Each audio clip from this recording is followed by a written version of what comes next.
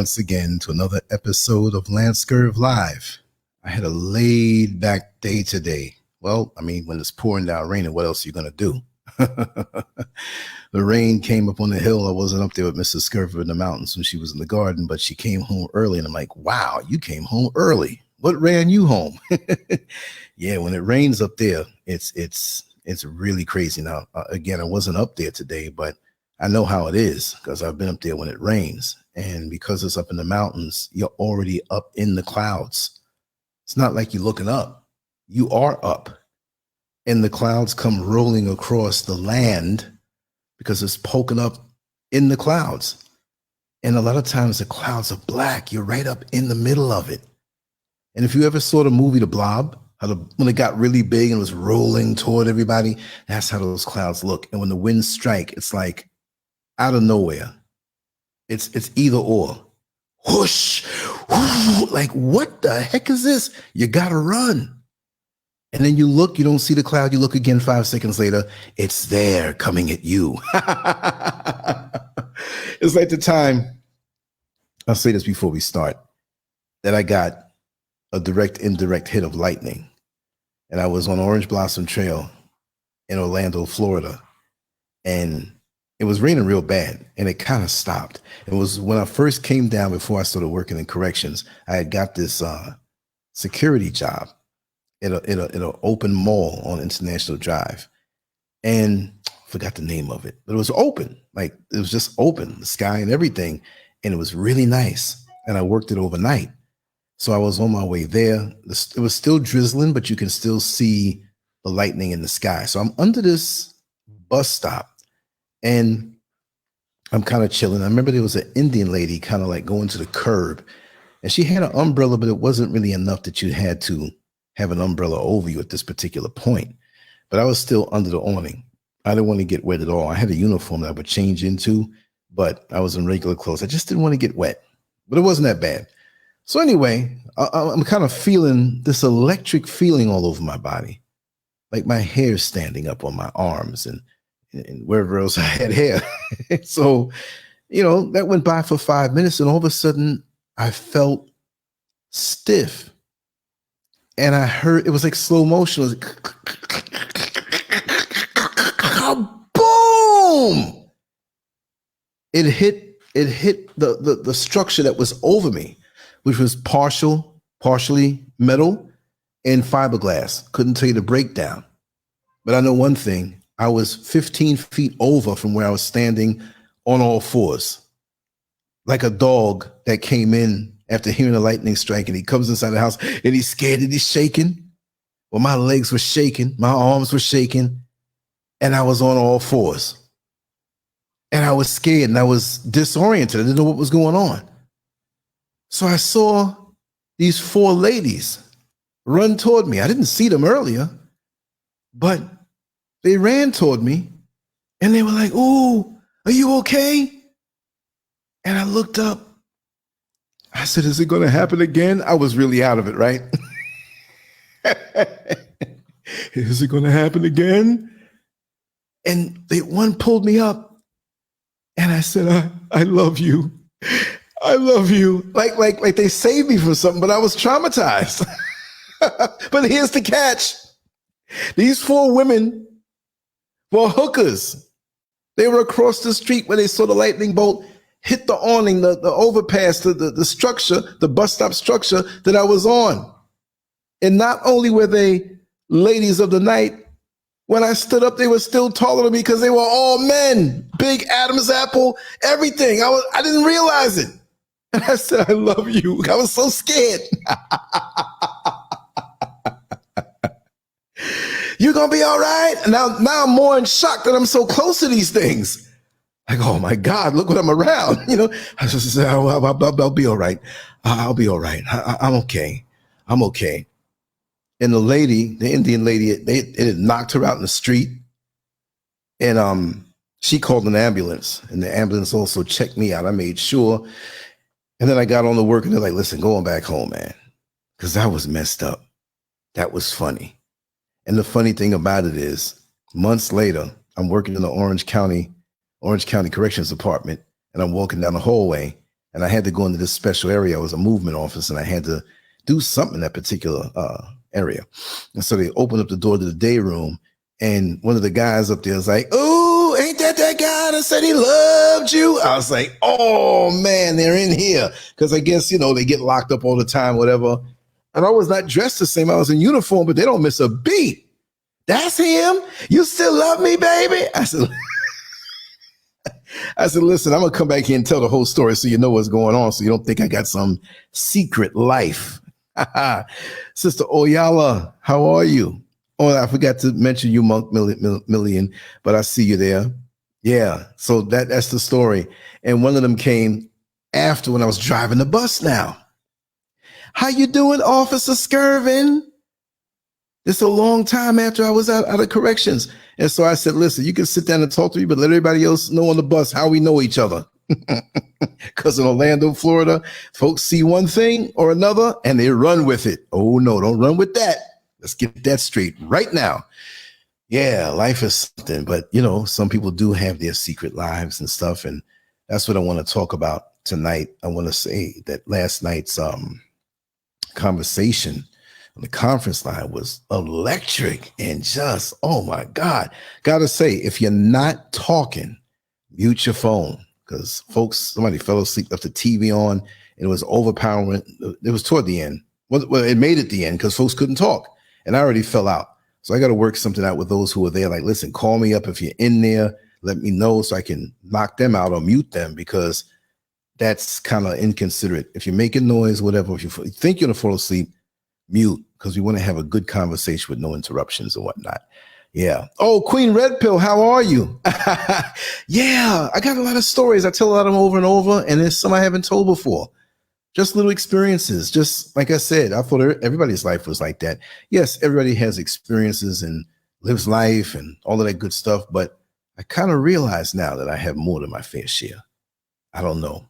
Everybody tells me I attract crazy things. Crazy folks and stuff, and just situations. I attract them like a magnet, and it's. I've learned to really enjoy that aspect of my life. Not that I never did, but I just thought it was like la la la la, because I see things. I mean, like when I was growing up in New York City, I would go out to Manhattan and walk around sometimes. Not just walk around aimlessly, but if it wasn't with my friends, it would be solo. But I do things like go to the bookstores, go to the music shops where I can get music, go out there and eat some sushi. It wasn't always where I was around women and all this, that. I did a lot of solo things. I was always very content within myself. And lots of times when I would go out like that, and I had a cool, like laid back, I wasn't out there looking for women, looking for this, I might strike up a conversation and end up hanging up the rest of the evening with somebody I just met. And it never turned out to be anything. We kept each other's numbers and every now and then keep in contact. It's really nice mentality to have and to be laid back and have that. And I guess that's what kind of attracted people to me, even brothers, like on a straight tip, just like, you end up hanging, and whatever. I didn't need the internet to meet people. You know what I mean? I lived that kind of life. And I was always trying to be interesting in my conversation to people, not just the usual stuff. Joe Neckbone in the house. What's going on? Here he is. Look at that. He knows. He's another one who could write a few chapters of my book. There he is, like Batman. You had a wild rogues gallery. I had Kevin on last night, and my friend Jack Griffin. I almost said his other name. Kevin doesn't mind. He might come on, but yeah, Jack Griffin. And we got Joe Neckbone on. Yeah. Life was always a casual adventure.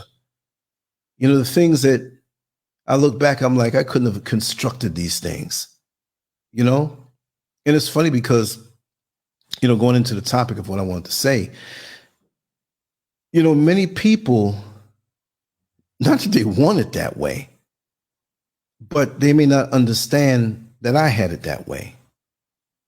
And I like to share those laughs. I like to share experiences. I don't want to be the only one experiencing something, whatever. I want you to be there. I want you to see it. Like Joe Neckbone knows a lot of the characters around me, especially when I was back with my old girlfriend in the crazy days. He was there. He saw it.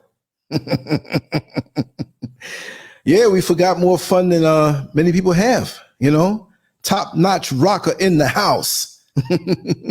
What's that song? Chief Rocker back in the day. Was it back in 93? Come on, Chief Rocker, Chief Rocker. Doom, doom, doom. Who made that? It was I keep forgetting. Who made that? That was back in, I think, like 93, around those days. Yeah. Yeah, we forgot more fun. And I'm constantly digging up out of the crates. You know, remind me of something to share, Joe Nickbone. I mean, I've pretty much told everything of myself. People know and I'm gonna get into it right now with the topic. Why? Right, no drugs, no alcohol. Emma Brown from Wales, UK, you are welcome. And know, Emma Brown, that you can come on to the conference line later on by going and clicking the link on LANCESCURV where it shows the number. You scroll down a little bit and it takes you there there's no long distance charges. You can talk with all of us after the show for hours and hours and hours. 5 hours straight, and it cuts, and then we get back in it again, hang up and call back. And I'm about to upload the conversation that was had last night that was just absolute. Lords, right. Lords of the Underground, right. Oh, yeah, right. Oh, that's right. I know you know your music. That's right. I know you know your music. I should come to you now every time I want to, you know, exactly. But you're always welcome, Emma Brown, and those around the globe, that we can get together and have a good time without any charges or anybody trying to hustle anybody. You know, you go look at your phone bill and say, oh my God, $200 extra or 200 pounds or whatever. This guy fooled me. No, it's free of charge. Everybody here can tell you that. And lay back and have those good old conversations, because these days people are not social anymore. People are not, I don't know, they don't have manners these days. They're not social anymore. They're like what the COVID word wanted us to become. You know, we can see each other's faces now, but they're blank canvases that don't show any emotion. It was covered up for such a long time. This is not the society and the world that I expected. You know, oh yeah, health and wellness was my drug. I was telling everybody the other night about the time when I showed you the magazine, but you didn't know I was that deep into bodybuilding. We were in Manhattan. I said, hey, take a look at this. You see this guy? You're like, oh man, I didn't know you into it that deep, because I kept myself undercover.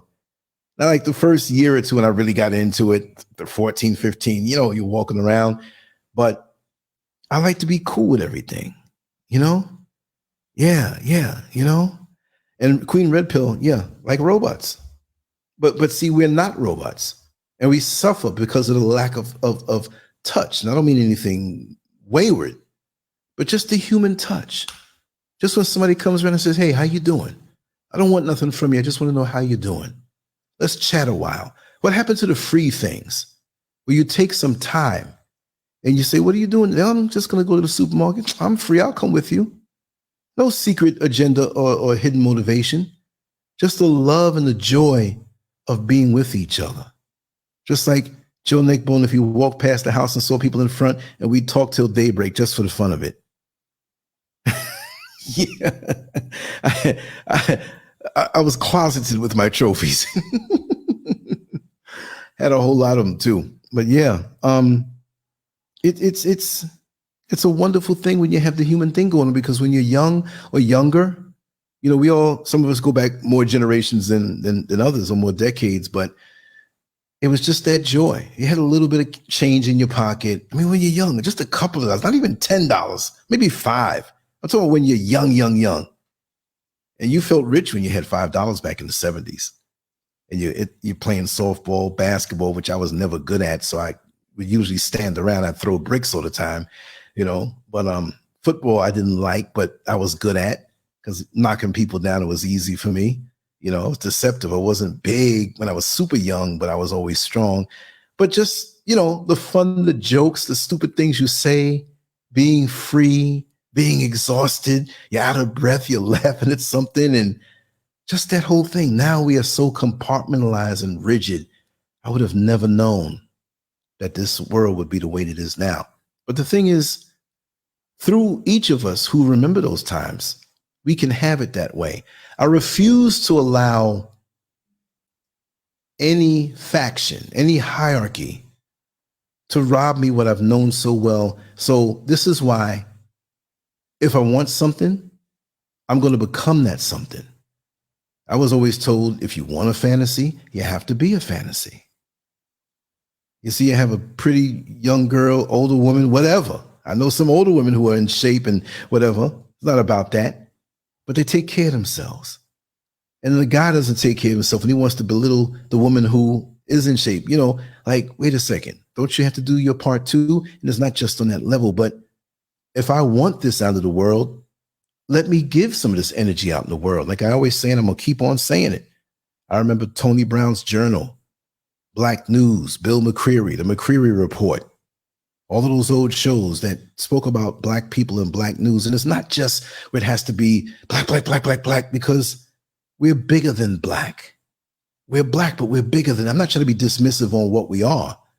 We should know that we're the foundation, we're the original. So we don't have to try to reach for something that we already are. Let's just be who we are and shine and not bring back those old days, but generate the energy that manifests what we felt in those days and bring it to these days, because nobody can stop us from that. I used to sit up at night sometime with a little AM FM radio. And back in those days, you know, FM was there and everything like that, but AM was the thing. And it didn't sound as good as FM. You know, it was a little flat. But boy, the talk shows that I listened to at night, and in New York City, I don't know how it is now. Joe, like, when you're gonna have to let me know. But I remember late at night, there were all kind of music channels and all types of different communities that had their radio stations, but there was a lot to choose from for us and our community in New York City, based out of Brooklyn, based out of Queens, based out of the Bronx and Manhattan, maybe not so much out of Staten Island, but it was a feeling that you had that we had a togetherness. And yes, there was crime, there was poverty, there were drugs, there was a threat of war.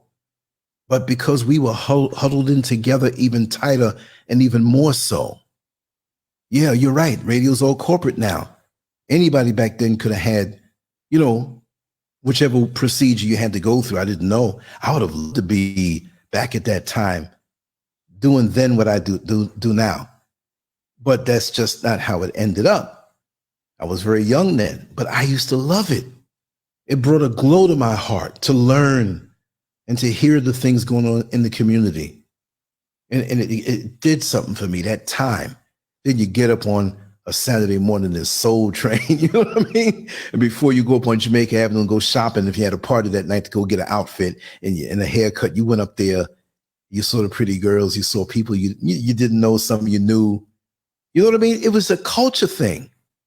You know, what was a place across the street there from Margarita's on the same side? It was a record shop there, 2 stories. Remember Len used to work up there, Joe Neckbone? And he used to have the DJ booth that you can look up on the second floor and actually see him DJing with both turntables. And he worked there. What's the name of the record place there? And I remember Stephanie Mills was there for like a The Wiz, yes.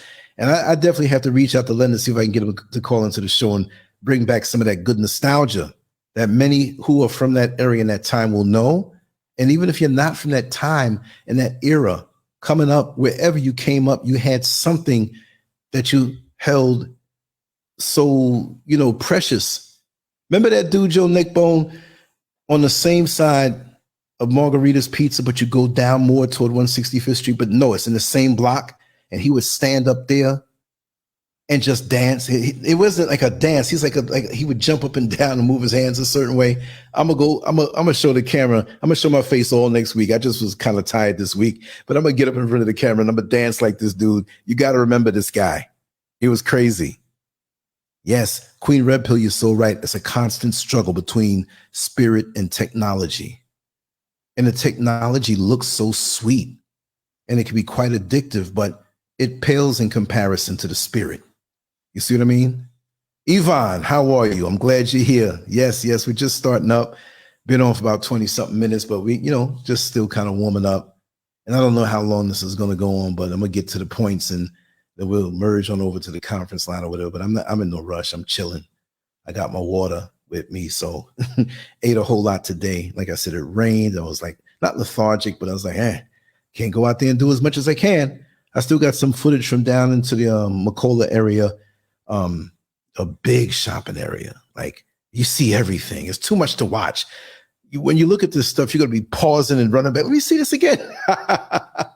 Straight up. Like a Jamaica Avenue in Queens, in Southside Queens, is where a lot of us would go to go shopping and everything. There were other places to go shopping, but that was right there. So this is like Joe Nickbone, the Jamaica Avenue of Accra, Ghana. Everything you want to see, they're selling everything out there. You know what I mean? Even though it's a little different because it's a different culture, even though it's our people, right? But that's just what it is. You know what I mean? Double A Vibes, how are you? Welcome in. I'm glad you're here. Yeah, but the struggle between spirit and technology. And we've abandoned spirit and gone for technology. Even when we don't know that we do have spirit, we do have that sense of connectedness that's nonverbal, that we sometimes feel something, we don't know really what it is. It's not about religion. It's not about church or anything like that. It has nothing to do with that stuff. It's what we're built with, the instinct that the so-called animals in what they call the wild, but you know how I feel about that. Humans in this day and age, they bring the wild, you know? But that sense of connectedness. And we're going to find out what it really is all about as we transcend and transition and go deeper into our lives with our energy. You know what I mean? That's a deep thing. So knowing that you're connected to something so orderly and so forever, whatever role you may take on the next level when you give your body back to this earth, we'll see. But I feel it. You feel it. Top-notch rocker, Lance. Remember back in the early, exactly. Different feel, but so much more wholesome, so much more colorful, so much more spiritually nutritious. I loved it.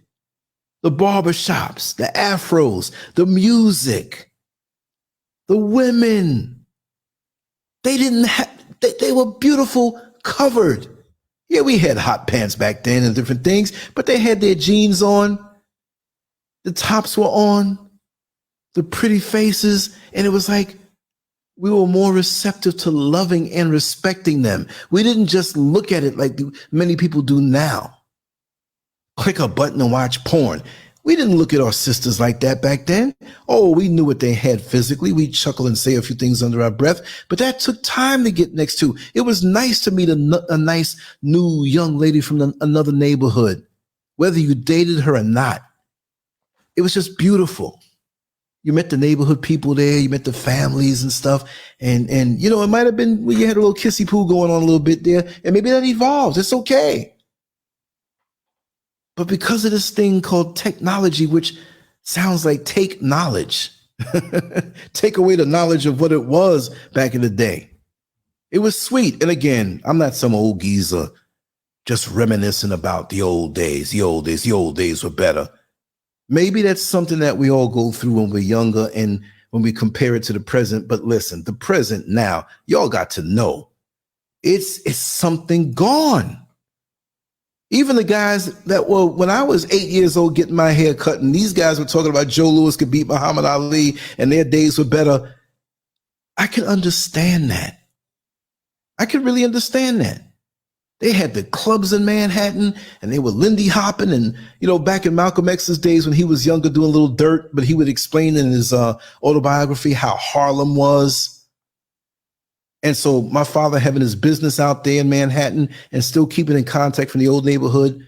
I never lost contact with the old neighborhood in Manhattan, Harlem, Washington Heights.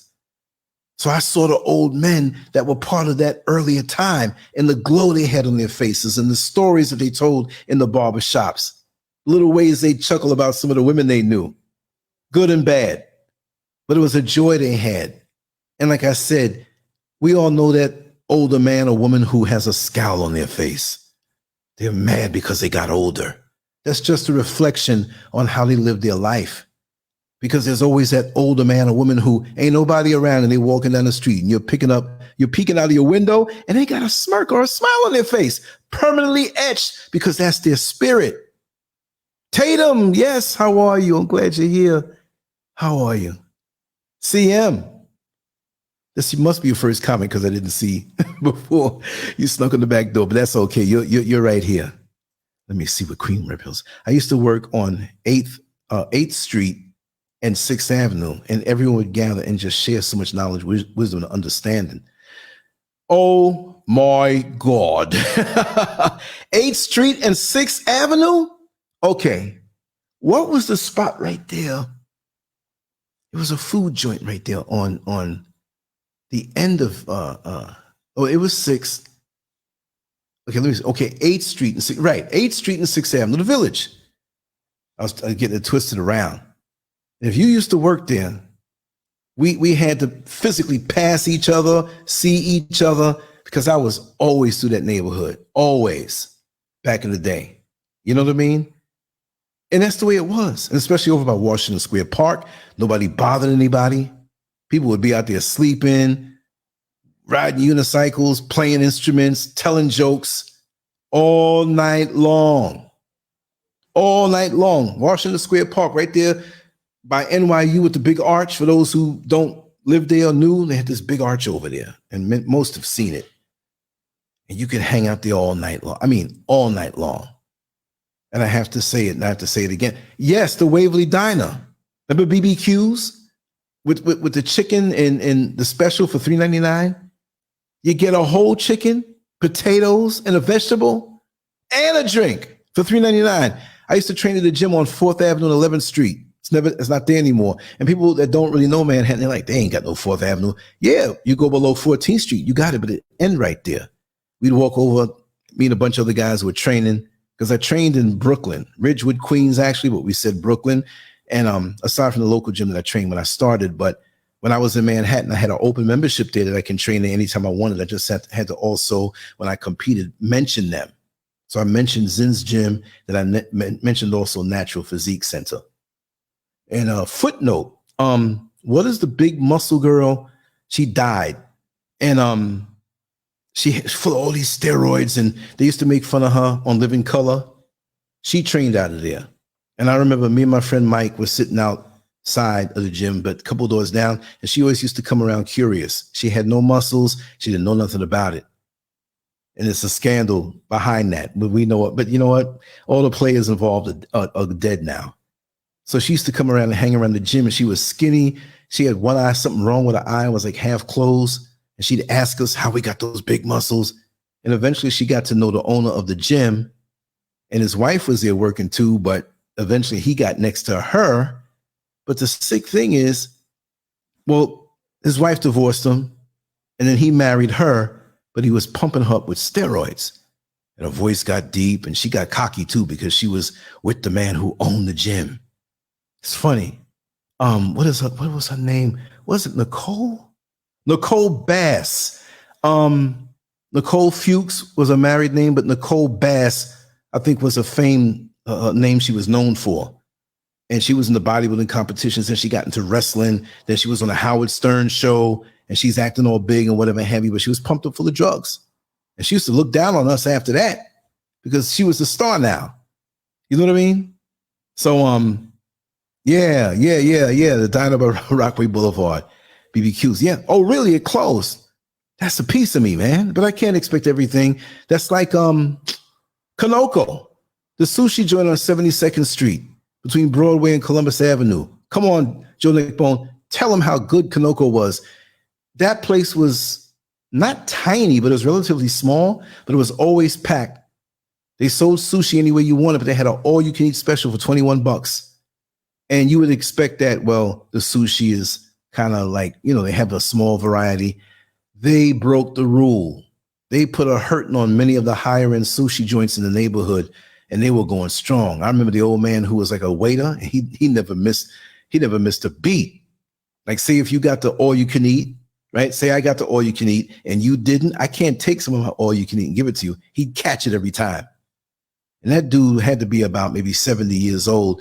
But I saw him outside one time when I was leaving out, and he was playing with some kids that I guess they were family members, and he was playing ball with them, but he was using his feet, martial arts style. This guy could probably kick my behind.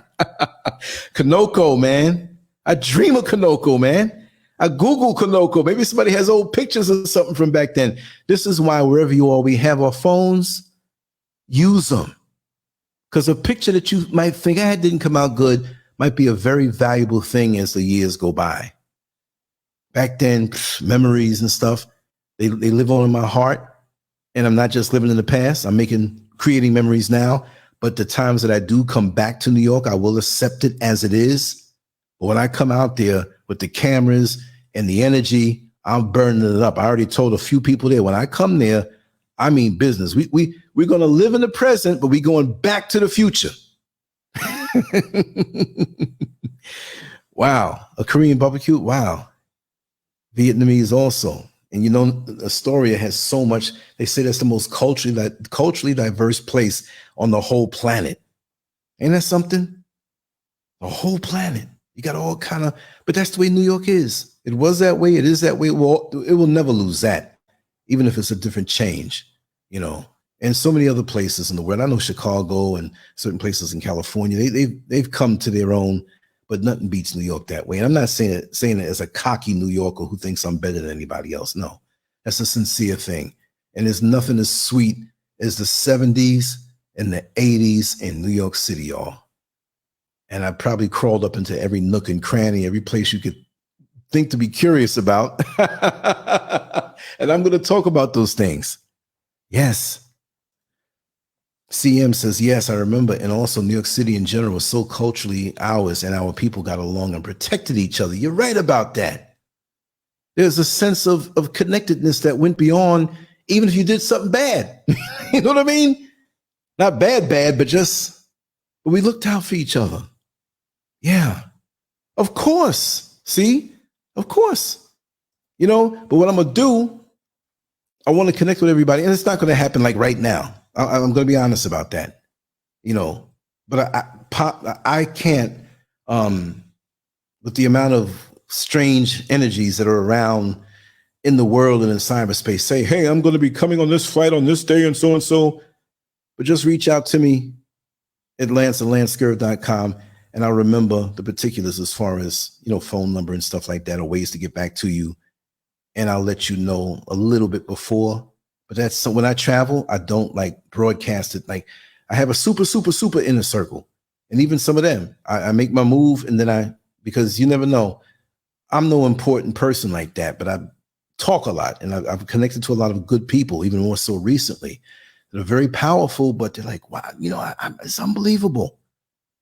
And you could be a threat through who you know, or who they might think you to be in 10 years. Because I'm not compromising myself. I've had situations that were spooky, that were like, oh, were they trying to make me some kind of offer or something? Who is this person? You know what I mean? When you reject it, it's like, you know, they know you're not out here because you're just on a money grab. You just love what you do, and you're not gonna, and you have the stick-it-to-itiveness. I do this every day. If you don't see me, I'm doing something on the back end. You know what I mean? And so that's why I don't really broadcast it when I travel. I'm going to also be doing a lot of traveling here, you know. But then when I do come there, it's going to be on and popping. Trust me. We all can hang for days. That's the way it's going to be. Let me see here. All right. Blue Waters, welcome. You said you've been listening, been in court all day with my family. Well, I hope everything turns out all right. Yes, but I'm here, and I'm glad to see you here. Yes, indeed. Yes. Let me see here. Good conversation. Our communities in New York City were close, and we went to one another for assistance, and it worked. The men in the community looked out for the women and children. That is what I remember growing up in New York City. Yes, I remember that. Yes.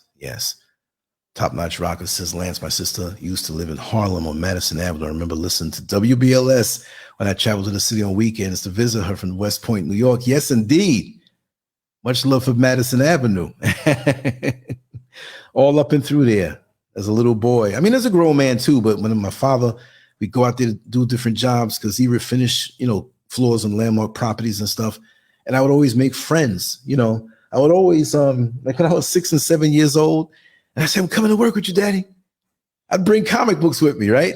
So he'd have me do little things. And I thought I was doing something, and he'd still pay me. But he built that sense of you got to work for what you get. But meanwhile, if I went out to the van and opened up the van, and it was always really close by, the kids in the neighborhood would get to know me. First, you stare at each other. And if it was a job that took 3 or 4 days, You all are looking at each other, right? The next day now you're playing. The third day you're best of friends. And the fourth day you're like, oh man, whatever. I hate you, gotta go. So as a young man, I had phone numbers from kids all over the city. And when I would go with friends of mine out to different neighborhoods, like, how do you know all these people? It was because of my father. And driving around all over for years, like I always say, my parents were together, but on the weekend I had a choice to go to rehearsals with my mother because she had concerts, or go with my father. So I'd sprinkle it up, you know, I bend it up. So on those times, that's how I got to learn the subway's good, because my mother didn't drive. We'd always get a ride home, but we'd be on the trains. With my father, we're driving. So I had a sense of New York City from young, that I wasn't just one of the people who stuck to my neighborhood. As a matter of fact, sometimes I was like, oh man, the neighborhood's corny. I want to go way out here. So that's why sometimes from 11 and 12 years old, that's the worst thing I did. You know, I might say, hey, and I might go over a friend's house for a little while in the summertime and hop on the train and go to, because I wasn't scared, because I knew people all over and I just didn't have that fear. So I remember 1975, I was 12 years old and I snuck out to Times Square late at night. Not super late, but I had to get home. I was a bad boy that way, but it was always good, clean fun. But Times Square always fascinated me. The lights, the decadence, the weird stuff. Unbelievable. I remember, and that's the song that I always remember that throws me back into those times. Earth, Wind and Fire had a song, Let's Rock and Roll. Let's rock and roll. Let the beat take control. Google that. And imagine me being like 12, 13 years old, looking at all these lights, and women were like 8 feet taller than me because they were hookers. They had the heels on. I'm like, wow, look at that. Because I'd be with my father and see all this stuff. I was like, I got to come back down here and see what this is all about. So if they ever do a movie of my life, that's the part that they have to put in there. I was always adventurous that way. Giant Gain, welcome home. Good to see you. Much love to you. Hearts and love. That's right. Yeah. Joe Nickbone says, now there is no community. Exactly. Too many cultures that have no connection to each other. And they have no allegiance to us who grew up there. You know, 40 projects down there. But East, oh God, for real? Oh, that's, do I need even to come back? I'm going to be like that old Native American who was walking down the highway, the old commercial where they threw trash at his feet and he turned around and he had a tear in his eye. Is that going to be me? Because I'm not going to lie. Exactly, Queen Red Pill. Exactly. I'll give a little, you know, yeah, because electronically we can be compromised. And I know all kind of weird stuff happens for me. You know, let me take a sip of this water, y'all. Let me just blaze this water.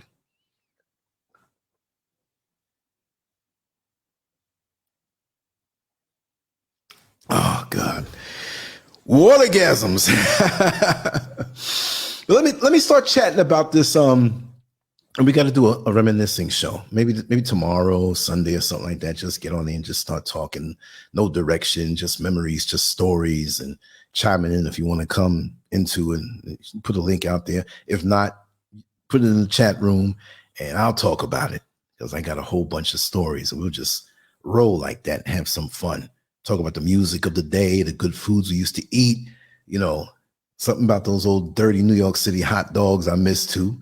You know what I mean? But it's just a lot of good, warm memories, man. And just the hot summer nights, and I'd go out to the city and explore and just talk to people. And that's so embedded in my subconscious mind that I'm like right there, right now. I thank my creator for having allowed me to have those memories safely. You know what I mean? To be able to remember it and think about it and to convey it and spill it back out to those who had similar experiences in that place. Or if you're in Chicago, if you're in Compton or Dallas, whatever, there's an equivalent of sweetness from back in the day, because this whole thing is spread all over the earth. That's the way it is, you know? So I have enough memories like a doggy bag that I can eat off of for the rest of my life. Because the worst thing is to come back to a place and realize it's changed so much that you see the buildings, but the people aren't there. You see the spirit isn't there. And it's like a mockery of what you knew it to be. You know, it's like going to a gravesite and expecting to actually talk to the person that's buried. You know what I mean? And you got to expect that because times change. And for people who were older, who would come around the neighborhood and say, yeah, back in 1935, you should see across the street from your house was a swamp. Some old white man came and told, wow, really? And see how those houses are built similar? They built those in 1940, whatever, and they had such a clear memory. So us talking like this now, we're in 2023, and I'm talking about the 70s? Clearly? Wow. So they must say, what kind of planet did he come from? Yeah. Joe Nickbone says, yeah, okay. Okay, right. So you said that before. Yeah, the city is changing. Sadly, the new immigrants stay insulated. They don't even try to connect to the locals, so there is no community.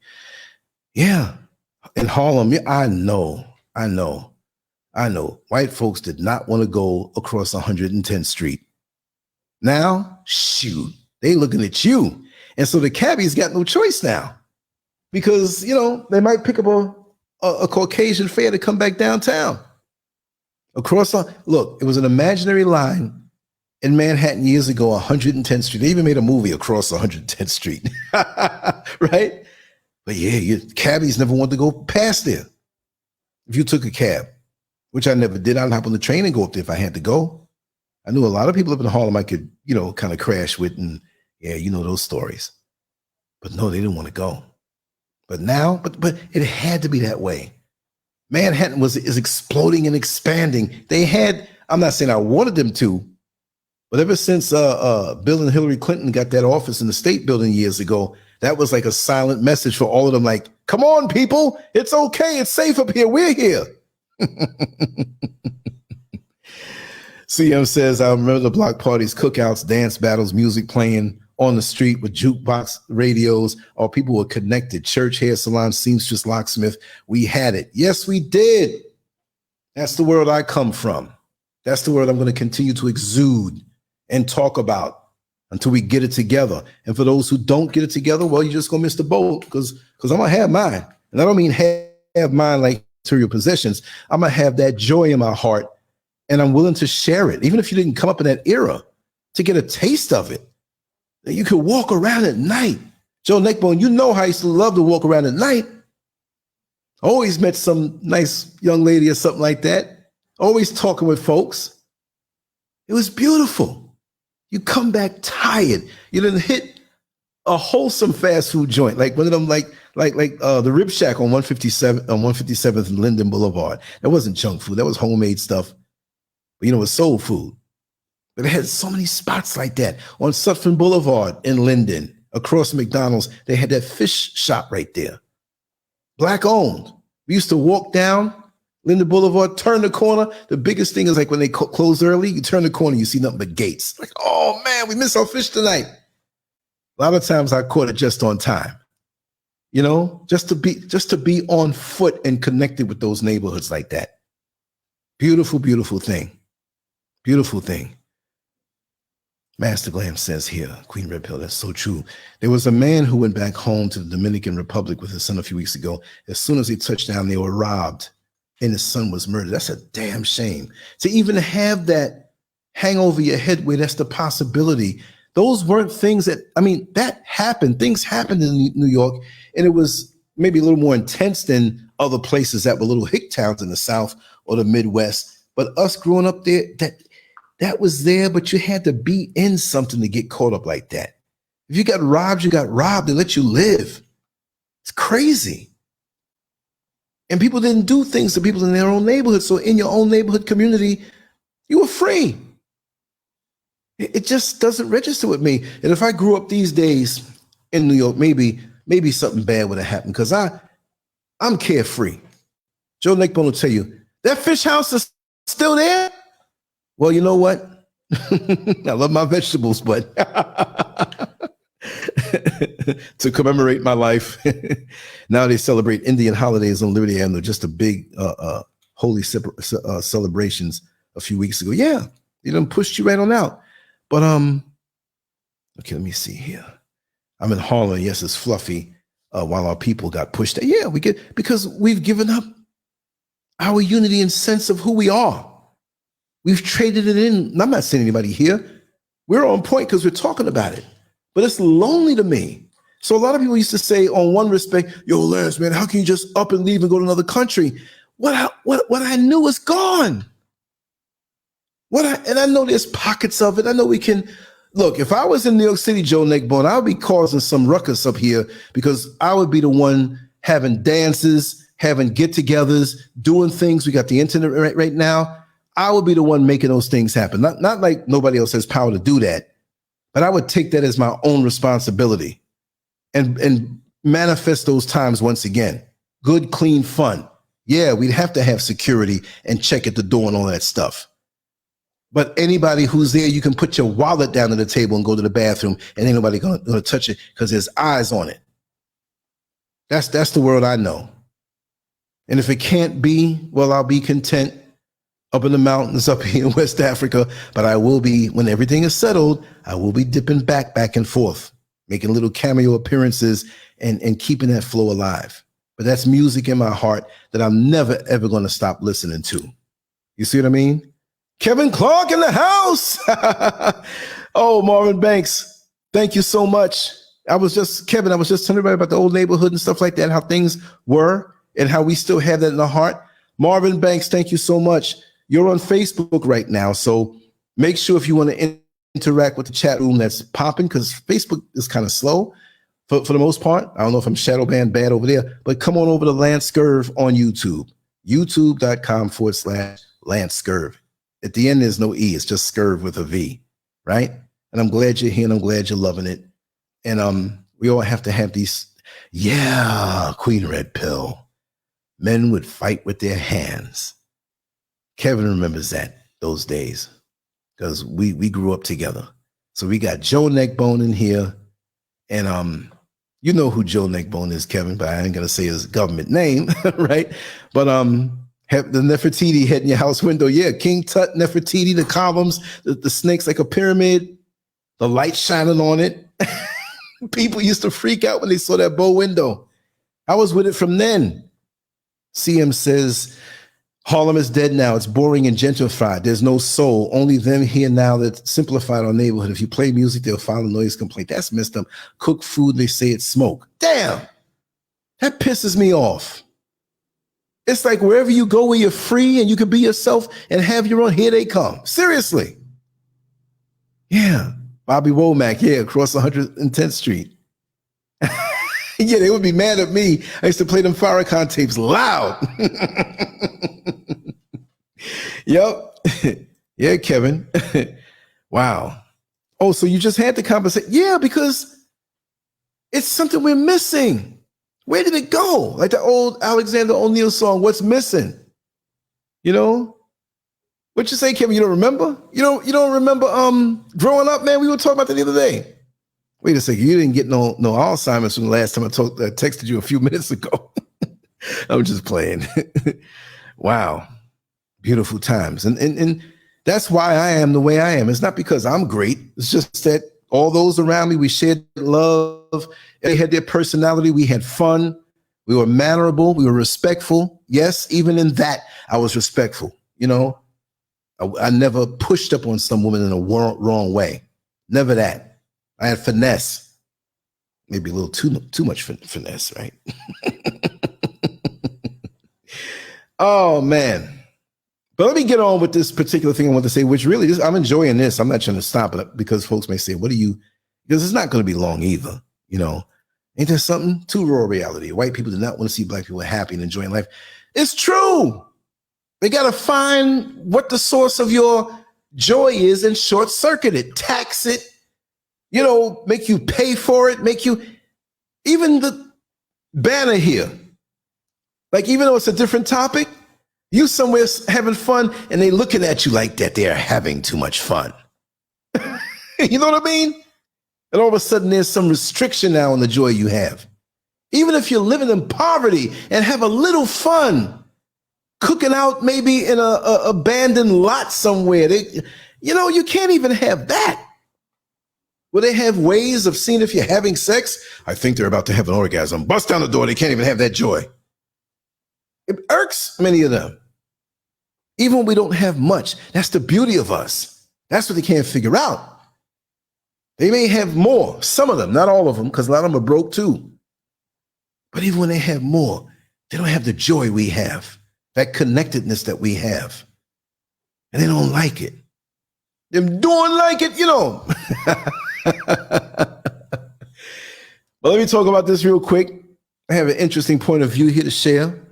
You know, let me change this banner on the bottom here. Put my little app advertisement. I gotta make some more of these that scroll across the bottom. Got so much to talk about.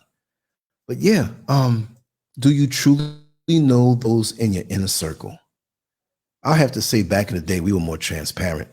Today, our lives are so compartmentalized. And of course, you don't go out and blurt out your private stuff. But those who are close to us, we knew them.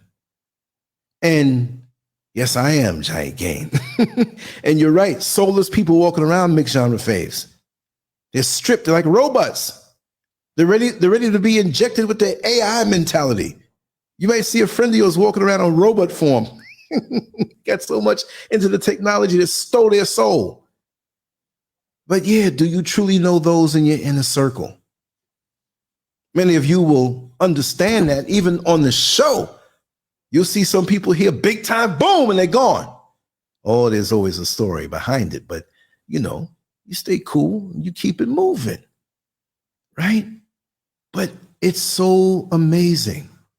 You put on the news, and I'm just saying this theoretically. Your next door neighbor shot up the mall, but your next door neighbor was into gardening and peaceful and let you hold the tools and had good conversations. Like, wait a second, where did this come from? You know why? Because there's three components going on here. We have our public life, the life that we show everybody. I'm not saying it's bad, but the life that is somewhat engineered by us because we want to show ourselves in the best light. We go to the job, we're professional. You know, some things happen. It's like you got to hold back inside. You know, I'm not going to show that side of me. I'm going to keep this professional. It's that public side that is agreeable with most people. And most of us have sense to show that. And that's the way really it should be. We should be civil all day long, but especially between 9 to 5 or whatever time you work, whatever time you have to go out amongst other people, to be cordial, to be mannerable, to try to understand, to somewhat be long-suffering if people are abrasive with you to a point. I said to a point. You don't want to be no fool now. You see what I mean? So it's a beautiful thing. Gifty! Sleeping with the enemy. You're so right. You just don't know. So when we see the public persona of other people, we accept that that is them. But we have to understand, for the most part, these days, we know when we're being proper. But do we know really what we're dealing with these others? The others that look like us, and really the others that don't look like us. It's a strange world out here. We have so many cloaks and so many cloaking devices. So many ways. Some of us should get awards for the acting that we do. That if we were in a movie, we would be, oh man, we get all kind of awards. Because we're acting different than what we are. And I will accept that if you are in the process of working on yourself personally. You're not going to just take out your personal knee-jerk reactions in the world and bring that to the public, bring that to the job, bring that to the career you're in where you're working with other people. You're not going to do that. It's not necessarily being fake when you do. But we all have to have sense and have that filtration system to know, no, we don't do that here. And then we have the personal life. It's all right to keep our personal life personal. And I'm cool with that.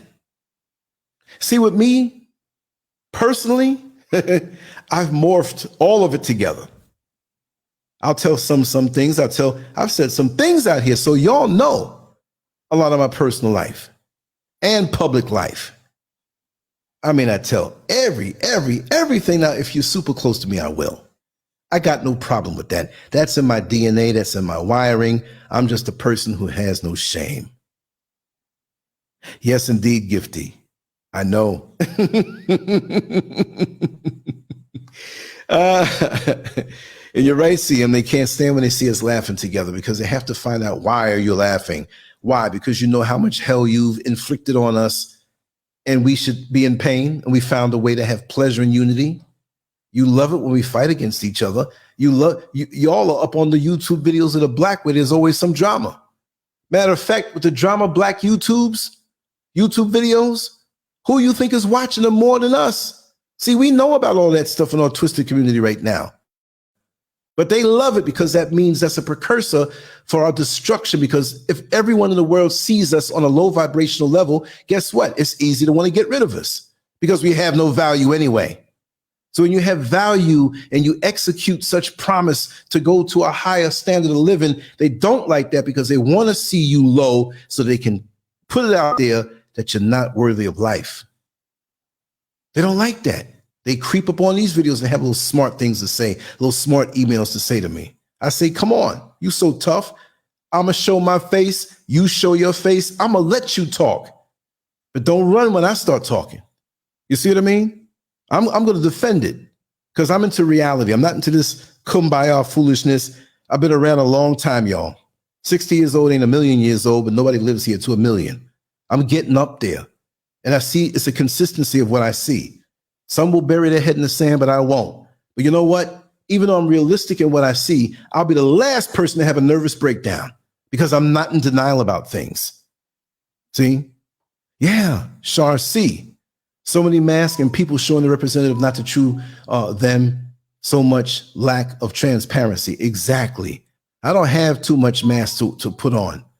I don't even have a mask to put on no more. It's just, I never did.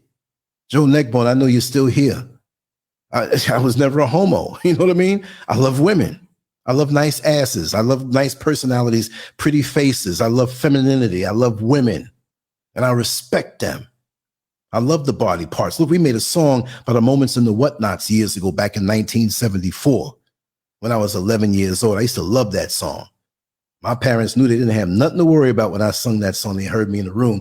Girls, I like them fat. I like them small, some skinny, some tall. I got to have them all, you know. Girls love the way things they know, love the things they show. Got to be where they go. Pretty girls, sunshine in the air. Man, what? Beautiful song. And it wasn't sexual. Yeah, I love the body parts and to see that. That's part of it. So comforting, so beautiful. That's comfort for me, even if the woman's not for me. Even if it's not for her to touch me, to touch her, just to be near the energy. And now we got this transhumanism going on, this foolishness going on. I don't want that. You don't see bugs landing on GMO fruits to eat them. You saw the experiment on Facebook where you had the GMO corn and the real corn, and the GMO corn was nothing touched it. But the real one was. I did that experiment my own self. Got a watermelon, they lied to me and told me it was seeded. Got home and it was seedless. I cut it in half and put it in the backyard, left it out there for 2 or 3 days. It wasn't touched. And under the sun, it turned into froth. It was seriously something altered. That has no nutrition in it for me. And that's what we're turning into in people. We're losing the connection between each other, where we can talk to each other and vibe with each other and have a sense of home with each other. I remember doing a long train ride from Washington to New York, and I sat amongst different black folks up there. I think they were going to Boston or something. Man, we had a good time. They were telling jokes and laughing. I added in a joke. They didn't know, but they turned my way. They started laughing too. Oh, man, what's your name, man? So, come sit over here. What happened to them days? And so I'm lighting it up with jokes. They lighten it up with jokes. They broke out the food. No, man, I got you, man. You too funny, man. You add into the conversation. What you want, some chicken with the potatoes? What? I said, I'll take some of this, that. I wanted to go all the way back up to Boston with them.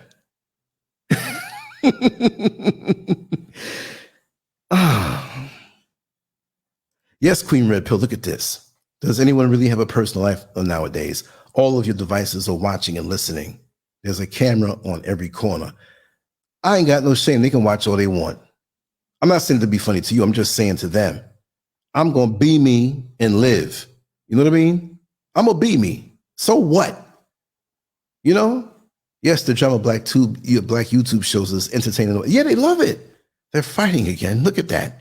They love to get us ticked off and watch us get ticked off. You know? Yeah. It's so now we have that personal life. Now, sometimes you'll see your coworker or church member or whatever it is that unites you as far as what you do, and you'll see their spouse. And you're like, wow, you know, I see them relaxed.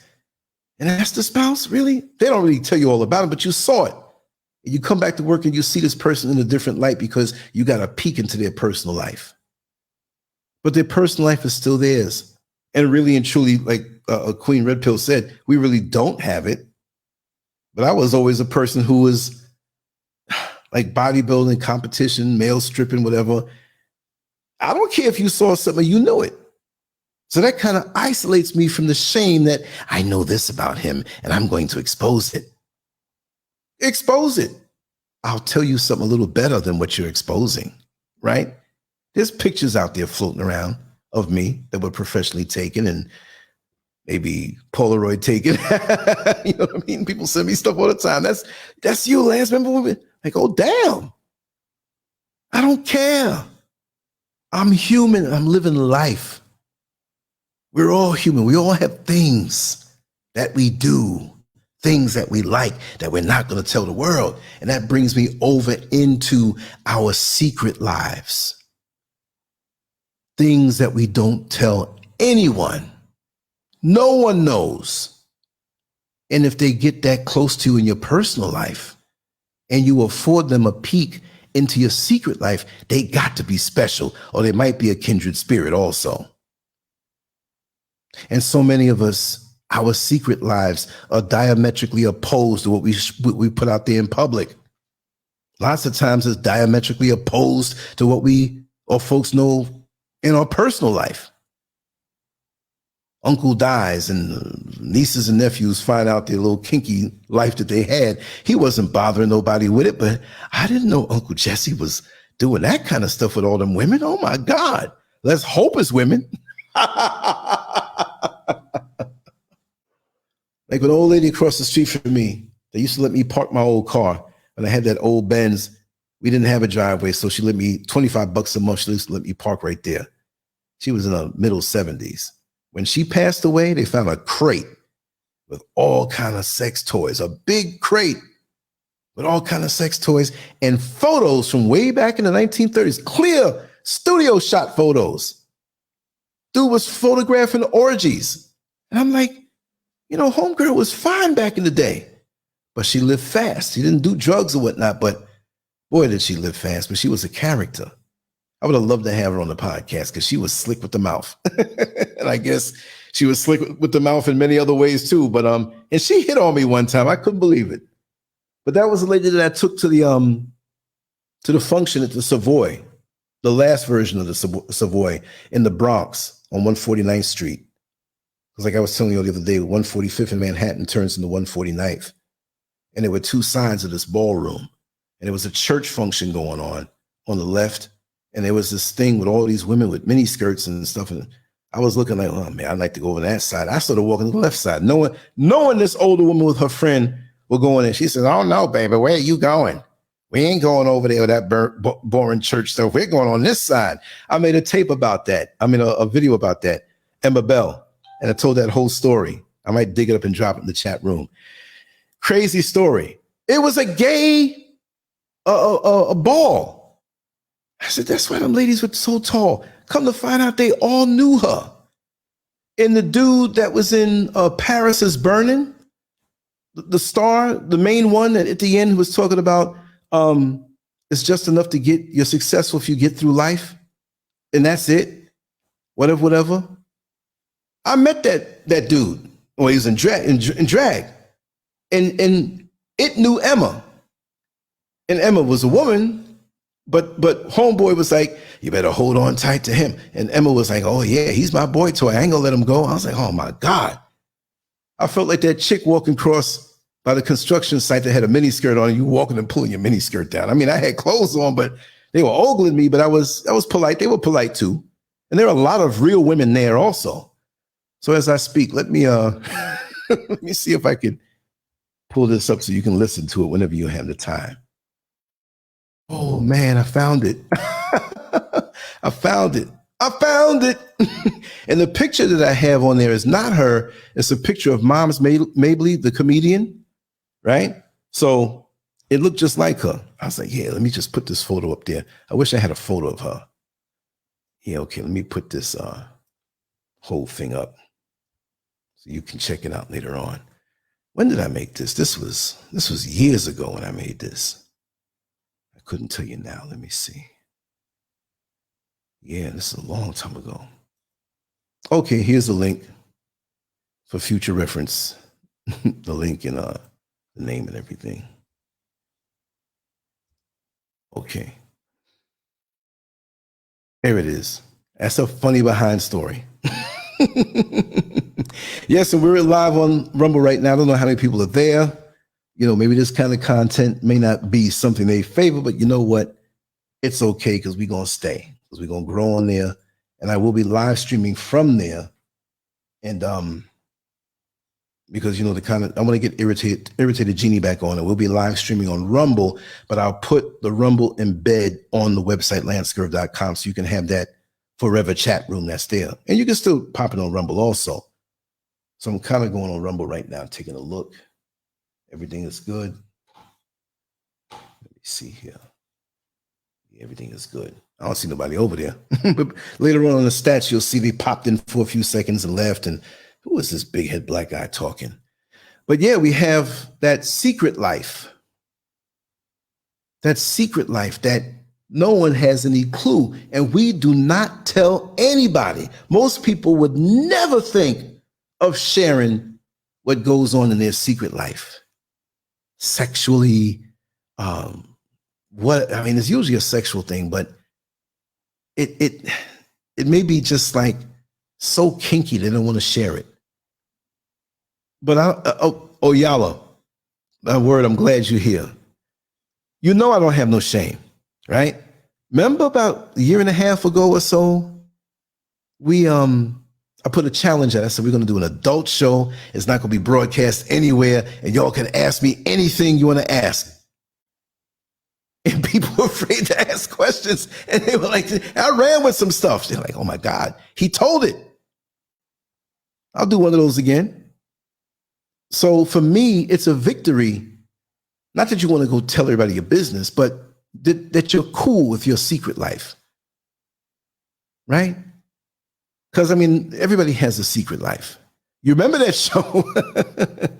I can't believe I shared some of those things. I mean, I went in. That was the challenge show. I have no shame, literally. But I don't go out in the world to shame people. I know how to act because I don't want to, you introduce me to a friend and we're hanging out and I start talking some craziness. You're like, I'm not going to hang up with Lance again. I ain't going to bring around my people. You know, yeah, you ask me some questions. We all have some fun to do that again. That was so liberating for me anyway, but not that I needed it because I'm at peace with myself that way. Everybody likes what they like, whatever it may be. Things are formed in us from childhood. It could be good. It could be traumatic. But what we are today, we were pushed in a certain direction because of our childhood. Doesn't mean that the trauma made us wacko or it kept us from developing. No. But all of those things, we're so impressionable.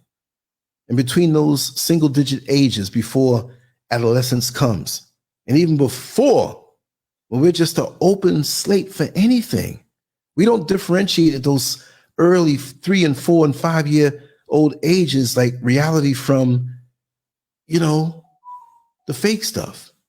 When we read comic books were real to us. And we knew we didn't see anybody flying around in the sky, but our brains accepted it. But it's crazy because in essence, like we've heard and we've said it before, that the brain doesn't fully develop until you're 25 years old. And I heard it on another program, the way the gentleman said it, he said, no, adolescence doesn't end until 25 years old. I'm like, whoa. That's the modern day way of seeing it. Before it was a much earlier age. That's why they would say over 18, you're allowed to drink, and over 18, you know. But to say it that way, it struck me. I'm like, yeah. We're new as adults, but we don't have as much experience across the board. Yeah, we'll have experience and life experience and stuff, but the overall thing, like me now, I'm in Africa. Today I didn't leave the house. It was raining. But if I wanted to, I would have. Could have went out there and hopped on the van, got down to the mall and do it. I was like, moved a little slower today. The old me, I'm gung-ho. I'm out there. But maturity lets you know that there'll be another day. Rest yourself. You know, tighten up what you have to tighten up at home. Stuff online for me. It's always worked for me online.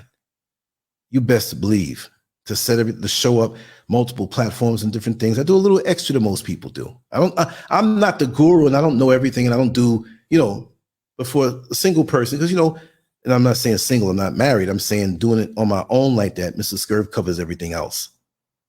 So I'm not knocking her and saying, I'll do it on my own. Because if she didn't do the things that she did, I'd have to do it and I wouldn't be able to do this as good. So still, she helps me. You see? So, yeah, Giant K, that's so funny. It's funny because, see, I learned that back in the days when I used to do the adult entertainment type stuff. Because it wasn't like, it will scare you, but the authenticity of how I answered the questions, you know, and it was almost like I learned that I'm not trying to shame anybody. And you're grown folks, you all know the deal about life. But I learned that in those scenarios in that time of my life that you had these women out there, take it all off, take it off. And you do that, relax. See, they wanted to see, not that you want to see me tense. I'm just saying, I'm coming to the point where shame has to be somewhere in that room. And us having fun, having shows like this, it's not a shame thing. But that's the way human nature is. Like if you look at this person and they have no shame, you get shame. It's like, you know how many people on the New York subway system I saw that may have had mental issues? They'll walk over next to you, take a dump, not right next to you, but you're like, oh my God, you know, you feel shame for them. Like, look at them. Crazy stuff. So shame has to go somewhere. So it kind of makes you like, oh my God, he did that. He had no shame. And I like that because I'm an uninhibited kind of guy. I've learned long ago, even with great things or shortcomings, or I tell it, what the hell? Who am I impressing by doctoring things up? I've lived a very impressive life as a person who wasn't rich or famous, just from the connections to people that I've had. Just awesome. So I never had a reason to put on airs like that. And so many of us work so hard to put on airs and make things seem a certain way. And I can't have them see me drive this vehicle because it's a jalopy, or I can't make them see me. I put on 40 pounds or more. I don't care. I could explain. Like, I'm not focused on this part of me right now. I'm focused on this. And this is why I let this go, or this, or this, or this, and that. It's real. It's real. Y'all got me wanting to go there, right? We're going to do one soon. Just let me know when y'all want to do it. Like on a weekend or whatever. Let me take a sip of this water. Just give me a second.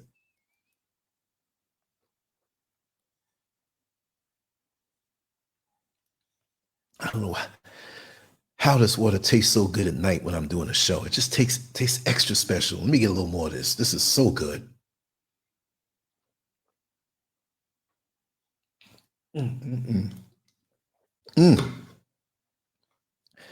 Woo! Yes, animals do have spirits, and you can vibe with them on different levels. You know? Yeah. This thumbnail, what you were saying. Yeah. Of a soulless, narcissistic spirit with demons inside of it. That is so true. Just look in the eyes, the mirrors to the soul, or the soulless. It's like looking over a cliff and you don't see anything. You don't want to fall in that. And it's an envy. They despise you, especially when you're at peace with yourself. And let me tell you something, as a man or as a human being, it doesn't have to be just a man thing. It could be a woman too, but as a man, because I am a man, going back to the show yesterday about the insecure men, I've known a lot of men who just didn't dig me because I wasn't insecure. Like I don't think I'm all that, right? But I'm not insecure. I'm not walking around like I'm Superman and no, it's not that kind of vibe to make them feel that way toward me. But so many men who even look like they have it going on have so many insecurities, and they don't like you when you're free of them and you're confident. I'm not the man I was 40 years ago. No way. But I'm still confident because I know in each phase of life, if you live it right, you have nothing to worry about.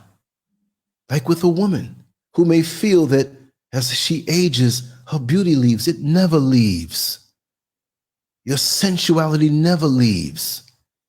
It's a different way of presenting it to the world.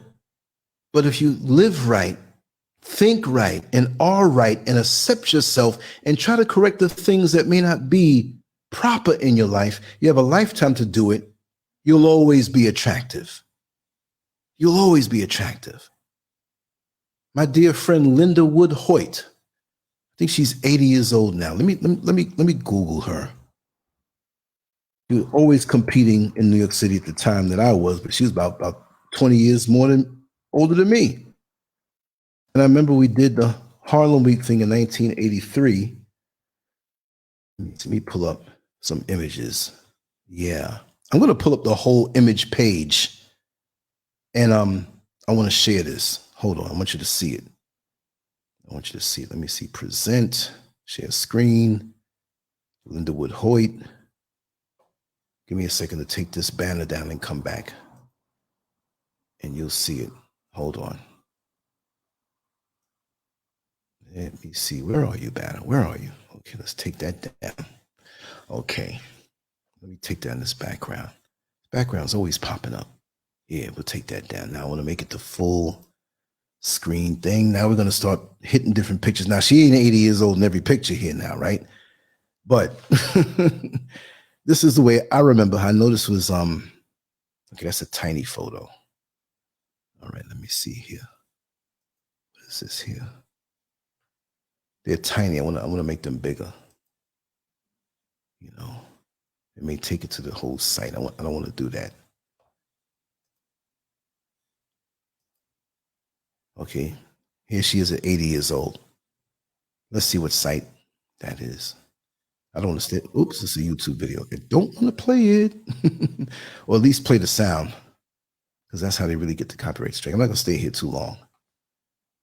Linda Wood Hoyt. No, that's not her. They use, this is one of these videos, like one of these videos they're putting together. Let me see. That's not her right there. That's her right there. They're mixing everything up. I guess they're giving her a bio when she was born. Yeah, I always knew she was like 19 or 20 years older than me. So they give a little story. I'm not going to stay there long. I want to see how she is now. What is this? This is one of these old fake behind made videos. Let me see. Let's get out of here. Let's go back. I want to see her. She was always, I always had a secret crush on her. She never knew. From back in the day. Well, she's 80 now, but she's not 80 in all these pictures, but she was definitely pretty much over 50. I don't know how I got on this topic, but I'm bringing it up.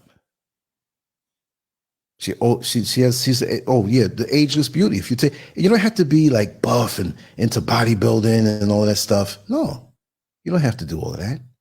You put this banner back up. Okay.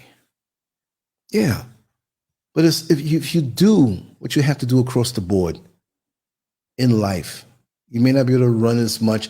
I can't whip the 20-year-old me, but I think I can because I'm slicker.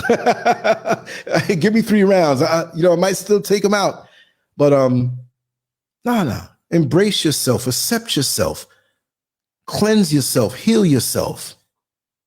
You always have a chance at that. Don't let anything pull the wool over your eyes and think, well, I didn't live my best days behind me.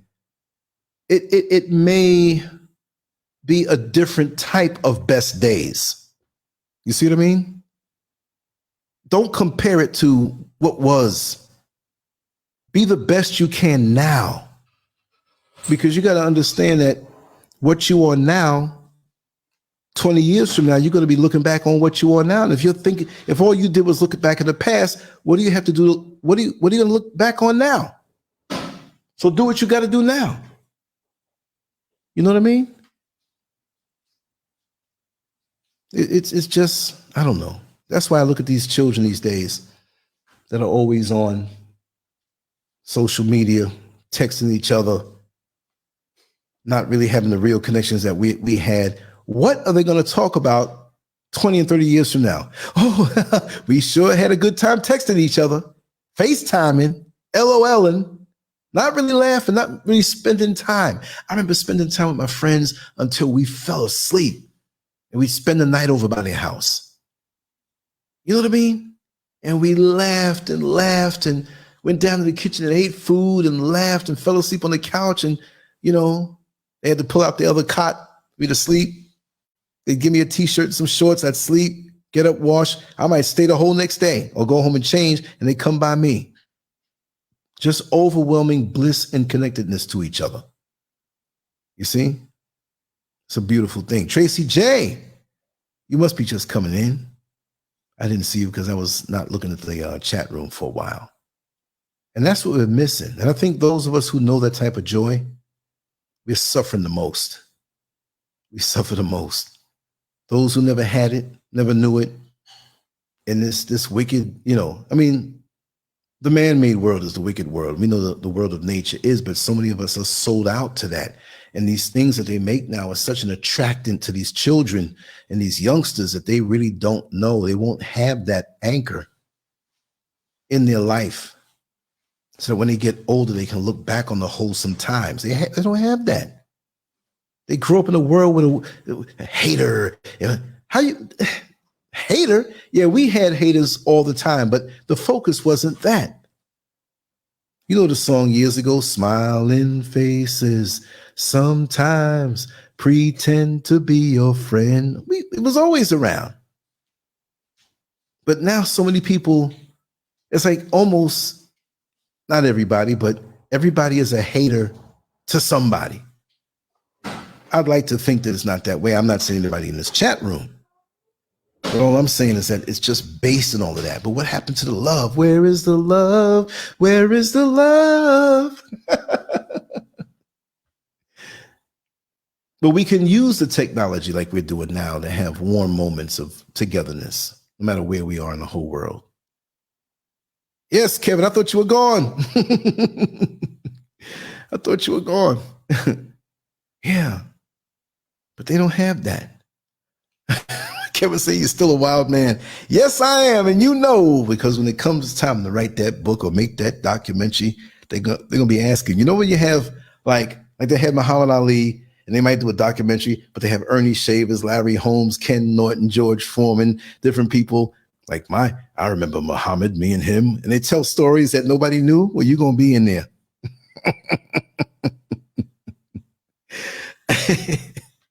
Yes, he knows me wilder than most of you will ever comprehend. So I can't lie. Yo, would love to get in his head. Come on, Kevin, one day we got to do a show where you come on. It ain't going to be super public, right? But you come on and our inner circle comes in and you spill it. I can't do nothing to you. I'm way, I can't put my hand over your mouth, make you stop talking. I'm in West Africa. You're still on the East Coast. You're right, mixed genre faves. We are all villains in somebody's reality or in somebody's head. And that's the thing. You know, it's usually in somebody's head because they'll despise you for something that they're lacking in their world or something they didn't do or some regret that they hold that you have nothing to do with. But you bring it out in them, because in that area of their life, you're doing what they're not doing or what they feel they should do. I mean, maybe if you don't care about what, we all have our things. There's things we all like to do and like to watch, it's a big world out there. We can't do everything, but do the things that bring you joy. If you start with that, you'll be so much better. And what you have that brings you joy may not be the thing that does it for me. But if I'm close to you, I'm going to understand why it brings joy to you. And I might even indulge in it a little bit. But we're all individuals, and I can't knock yours and you can't knock mine. Raw reality says it's all mind control. They are constantly sending signals to people to get them to think a certain way. You are absolutely right. In the engineering of our entertainment, there's so much stuff that I learned recently that I'm not at liberty to share, but in indirect little sprinklings of ways I will do that. But just understand that with TV, with movies, even social media, some of the posts that YouTube and other social media platforms will allow to get through. But on these videos that I've been doing recently, like this, talking about human nature, which I want to focus on more. Yeah, I'm going to talk about the whole thing and anything that could harm us as Black people. I'm going to talk about that. But they'd rather me be, Whitey this and Whitey that. And they like that, actually. You see what I mean? They like that because we've made them the focus of our world. And they get a thrill from that. But when you build your own community and you're into the healing of your own people, self-sufficiency, they have no part in that. They don't want to see that for you. They want to see you fighting. They want to see the Black man cussing out the woman and saying, oh, MGTOW, men go in their own way. And sisters, oh, I don't need no Black man. They ain't good, no way. They like that. And they like to go in a hybrid fashion and become what you're supposed to be. I'm going to the white man. Hey, look, the white men breath stink too. The white men beat their wives. The white men are alcoholics too. And I'm not saying too like we are that, but some of us are that. But if you step on the other side and really see what's there, you'll come running back. You'll come running back because I've seen it lots of times. I'll be in a restaurant with me and Mr. SCURV, and I treat her nice, internally, externally, inside and out. But I amp it up a little bit when I see that sister with the white man.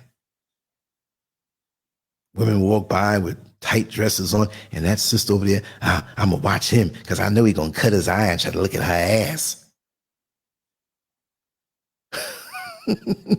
And when they see you, it's like they get uncomfortable. And they get like that dog that wants the biscuit. Now, I'm not knocking all Black women. I'm saying those types. There's a Black man over there treating his woman good, and I wish I had that. Now I feel like I'm somewhere foreign in a foreign land, sitting here with this white man with this little pecker I got to deal with later on. I want to come back home. You should have never left.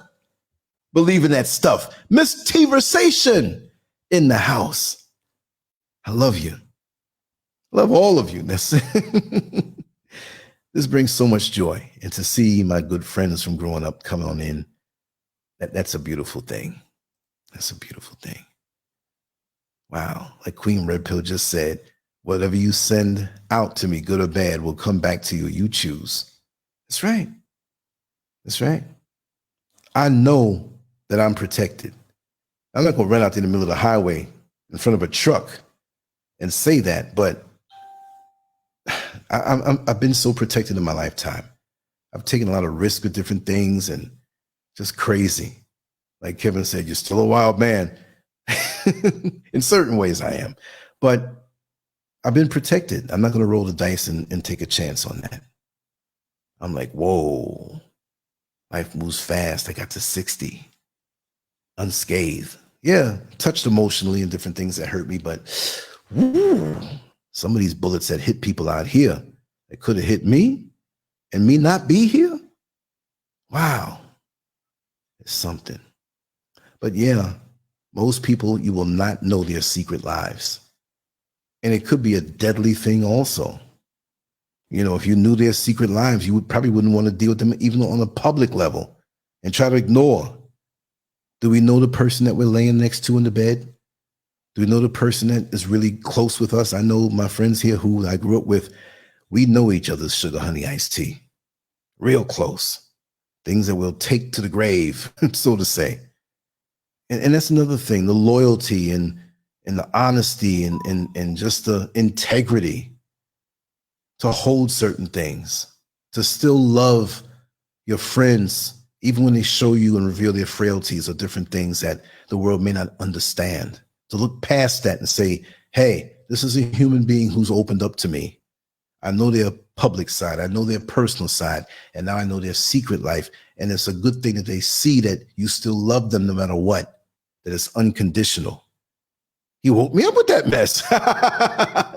We keep saying that. We got to tell the story. Not now. We're going to tell the story. We're going to tell all these crazy inner circle jokes we got. That's all. That's all. It's more than a friend. Our friend Junior, Juan Rivera, who owned the gym on Kevin's block. His block was 3 blocks away from mine. I lived on that block. And Puerto Rican descent, good family. And he was such a wholesome guy. He was in Vietnam. Well, he was a Marine, right? Right, Kevin? Yeah, it is hard to find true friends, you know? And when fake people lose true people and didn't really understand how valuable they were, the curse is that they'll never find somebody like that again in their life. So for all people who have been hurt or backstabbed, the best thing you can do while you're friends or involved in a relationship, whatever it may be, don't hold back. Kill them with your sweetness, meaning that pour out to them. Don't worry unless you see red flags, right? You're in a relationship, pour out to them. Give them all the love, do it good. I don't mean just something sexual, but if you make dinner for them, do it good. You make love to them, do it good. You take them a walk around the park, make them laugh, make them just, And they have this in their heart to stab you. Let them go find out how hard it is to find someone like you. So kill them with the sweetness proactively, because they have a memory. They're not no psychopath. They're going to think about it like, damn, I sure miss so-and-so. You see what I mean? Yeah, that's right. She said, I reintroduce myself to myself daily, and I'm always learning something new. This is the thing. I heard a quote the other day. Never forget who you are. Remind yourself, even when you feel a little down, say, wait a second. I know who I am. Get up and let's produce. Get up and exude. Get up and change the world in your world. I don't mean the whole world. Let's not try to be heroes to everybody and they just suck us down to nothingness. But in the way that you can change life for those around you. That it's not about how famous you become. Like the quote says, this, I didn't make this up, but it's making them remember you how they remember you in your absence. And so when me, and yes, that's right. Kevin Clark right here. He's my brother. He's my friend, but he's more than a friend. He's my brother. We're family. So we're still very close friends to this day. Still great friends for over 40 years and still going strong. When we text each other, sometimes you may not understand it. We, like what he said, well, we're with that mess. We know what that means, right? So we'll go half a day throwing jokes that some of us forgot or whatever. Or remember when this one was doing this or whatever? That's a joy. That's a connection to the past that was so sweet, but it's here today. You see what I mean? It's an honor. And Kevin is a gift to me. Joe Neckbone, Jack Griffin, it's a gift to me. And all of you here in the present are gifts to me. It doesn't have to be just the time, but the depth. So you may not have known me as long as Kevin has, right? But the depth of our friendship now in the present can feel, you know, like when they say, well, it's literally outside it's 40 degrees with the wind chill, it feels like it's 25, right? But the intensity and depth. And then that's a good reflection on my report card. You say he knew him for all these years? Jack Griffin? Both of you were on last night. And I told them how you both were there in January of 1980 when I was getting ready for the first bodybuilding contest, which I knew I wasn't going to get a trophy, but I had to start somewhere. Long before that, you know, I mean, we have some, I'm not saying like we were boys, but like boyhood stuff, right? I remember I was, my nostrils were open one night, and we had Kevin's family had a really great, they used to throw good home, like parties, like wholesome family, friends, and they embraced me and embraced me like I was family. Just so much fun in Kevin's household. But everybody was respectful. It was utopia. Kevin, you know I could never stay from over there by your house. You know what I mean? And hanging out and, you know, look at that. Yeah, and we always will be. That's right. That's right.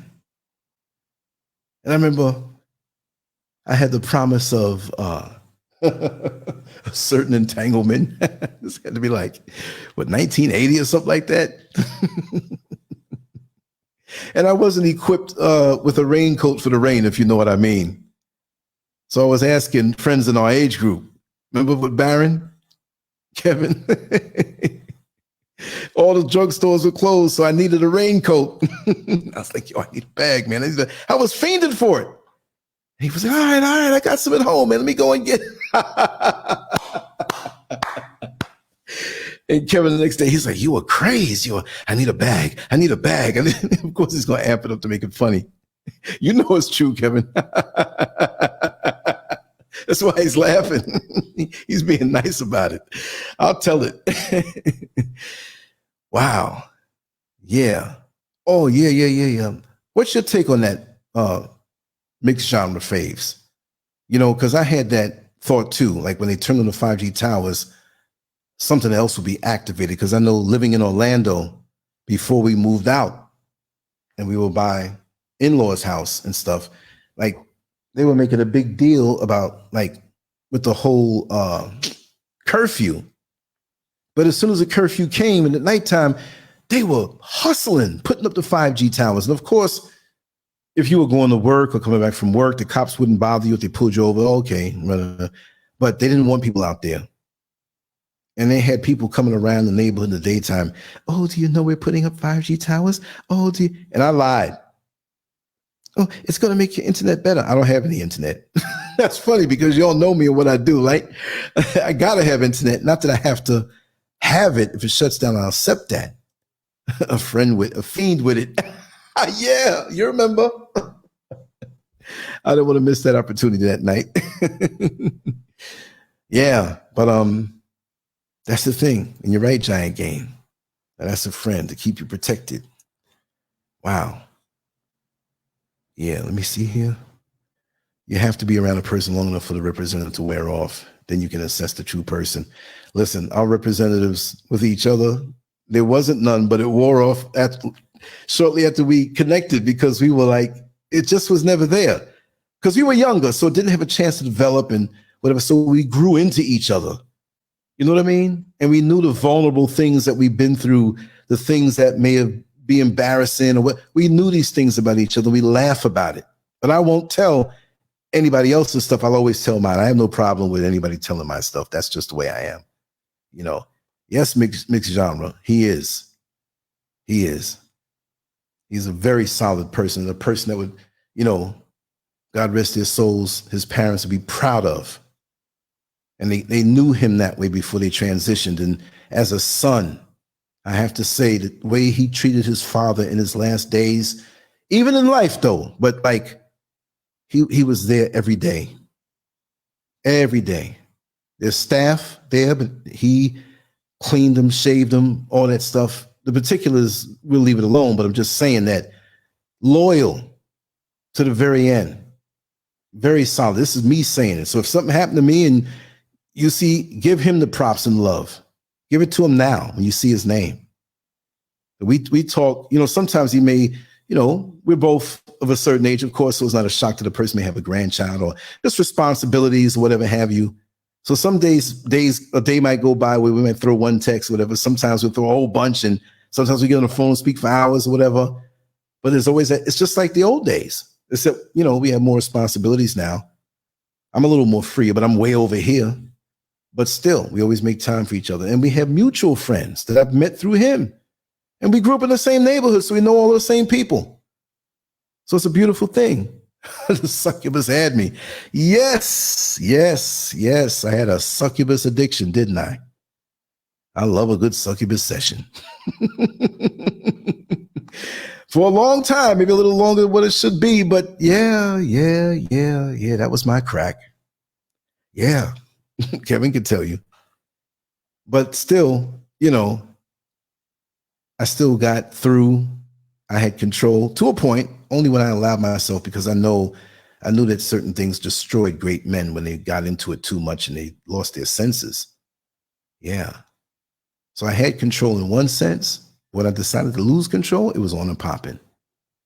Raw reality says the human body conducts electricity. So with this poison in them, when they turn on the 5G, it's going to amplify the signal the poison gives out. I always felt that. You know? Oh no, I can go on more and more, man. You deserve more props than that, because it averages me up to be so close with you. I'm a better person from knowing you and being around you. You know, we all, in as younger men, you know, as teenagers, you know, we did some crazy things, nothing bad. Because anywhere we were, nothing bad was going to go on. But we had our, you know, a little conundrums and different things and stuff like that. But it's so harmless when you compare to what young men do. You know, our stuff was harmless. Our stuff was amusing. It hurt no one. And we were a plus to wherever we would go. And we would correct each other. You know? Remember the time when I was making fun of the guy and he said he was a wino, and I said something to him. And Junior came in, he says, no, he's an elder. He's older than you. What did he say? He's older than you. You got to show him respect. You can't talk to him like that. And even in our texting now and phone calls now, if I say something in a way that he doesn't understand, he'll correct me. Like, remember the guy there we were talking about the other night? I think it was around 1980, and he had the girlfriend on the block, and he didn't live on my block, but he would walk down the block, but he was always looking at me menacing. He was a young guy who was insecure having a pretty girlfriend, so he had to act tough, and it pissed me off that he was staring me down like that. So I would do like Mr. T, even before Mr. T was famous and it made that movie. Hey, pretty lady. And it would piss him off. And he'd put his hand in his pocket and he'd stare at me like he had a gun in his pocket, but he would never do anything. That was just like a show of machismo to show his woman that he's tough, but he was insecure. He probably beat her when he got home. Like, and then one day I saw her alone. I said, listen, I'm going to stop doing that, because I know he's the kind of guy to probably want to put his hands on you and maybe think that maybe something's going on. But he started it. He definitely started. He kept doing that. I wasn't paying her any mind like that. You know, I would never be disrespectful to anybody like that. You know? So, oh yeah, he's a grown man. Yeah.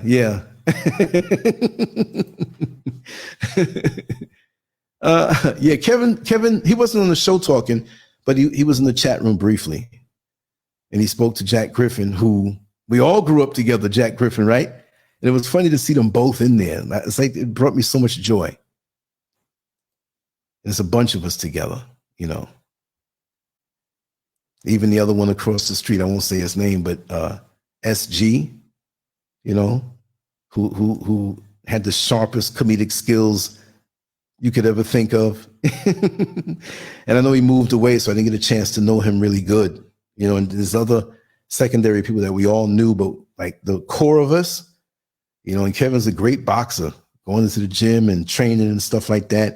It wasn't long, but he had fights, and trainers were saying how he was going to destined to be a great fighter. And these are not like trainers who are like local people who think they know something. These are guys who train world champions, because a lot of world champions came through that gym. You know what I mean? Remember the guy, what's the guy's name? Gene. Remember him? Work me over, work me over. This dude was like so muscular. It was a white dude, so muscular. Looking back, this dude had to be hitting some cycles. And I remember I got in there, I think I was like 15, and we were boxing around, and I was like, this guy, I was punching him and everything, but he never ended up being anything. He looked the part, though.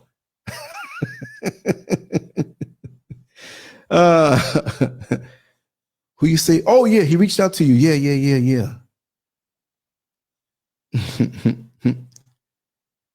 Let me see here. Yeah, he had no legs. He had no legs, all upper body.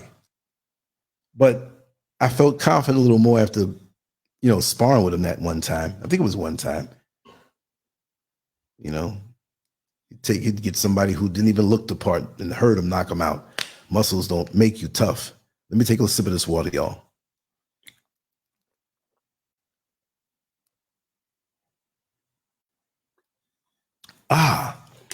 Yeah, so I want to do that tomorrow night.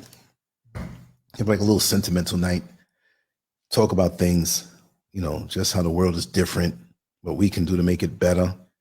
And that's why I love doing this, because if I could bring us together on that level and create a platform, and I just love the thought of the conference room, the conference line where you can talk and get to know and just listen in. It's just getting better and better, And I put a little part on LANCESCURV.com for the conference line. What did I call it? Let me look again. I think I called it some other funny name. I'm going to call it something. Yeah. Oh, yeah. They had the regular discussion forum, and I call it Cafe SCURV. I used to have some shows where we were talking late at night, and I said, yeah, Cafe SCURV. Like, if you imagine like it's a cafe, and it's like a bar and grill, not that you're going to be a wino in there or whatnot, but you can have a few drinks and get something to eat, laugh, and talk. There's always cabs outside if you don't have a car. That kind of concept. Music is playing. It's adult. We can flow in the conversation. We don't have to do no ebonics. You know what I mean? We don't have to deal with any ignorance, or the women are respected. The men are gentlemen, but we can get raw, but still be, at the end of the day, respectful. Y'all know I can go raw, but it's no venom behind it. There's no, if it calls for it, I'm going to say it. I just had to say it. That's what it is. But you know what? I should move everything over to the conference line. And I promise, I got so much to do tomorrow, but I'll come back with a show that's not heavy, because we got into reminiscing. So I didn't get everything out, but it's okay. So I said a few things. It's okay. I can talk about these things on another show under another title and breeze through it and whatever. But this was fun. You're right, Tracy J. It's not for the weak. You're right about that. We're going to pick one night. We just go all out, and I'm going to make it happen. Yes, indeed. Your mixed genre faves is always speaking real. Master Glam, Tracy J, Queen Red Pill, everybody, And yeah. Our friend Joey was ride or die before there was such a thing as ride or die. I'm talking about if anybody threatened you, what you say, Giant Game? Last week that drink sounds so good. I had to give you some. Yes. But he would ride or die. Joey, very muscular, in shape. This guy had a heart of a lion. He was not a bully. He was a loving friend. He loved everything peaceful. But if he even thought that you meant to threaten any friends, he'd chop him. I'm talking about he'd chop him down with his fist. I never saw all of the times he did it, but I was there a couple of the times. And this guy was no joke. The guy that's strong. And he had the killer instinct. He wasn't some guy trying to be tough. But when it came time when he was faced with a challenge of somebody around him being threatened, nobody messed with him. And the few times they did, they found out they were always knocked out or on the ground, crawling away. You know what I mean? It was like that. And this is back in the 70s. And these are the kind of friends I have. And he was ride or die. We have another friend, I won't even mention his name, But that other one who he went through changes and he wasn't so sincere at the end of the day, but he was around us. But this other one now was always looking to pick a fight, and he wasn't no fighter.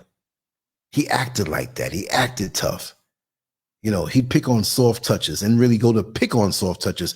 My other friend, Joey, was not like that.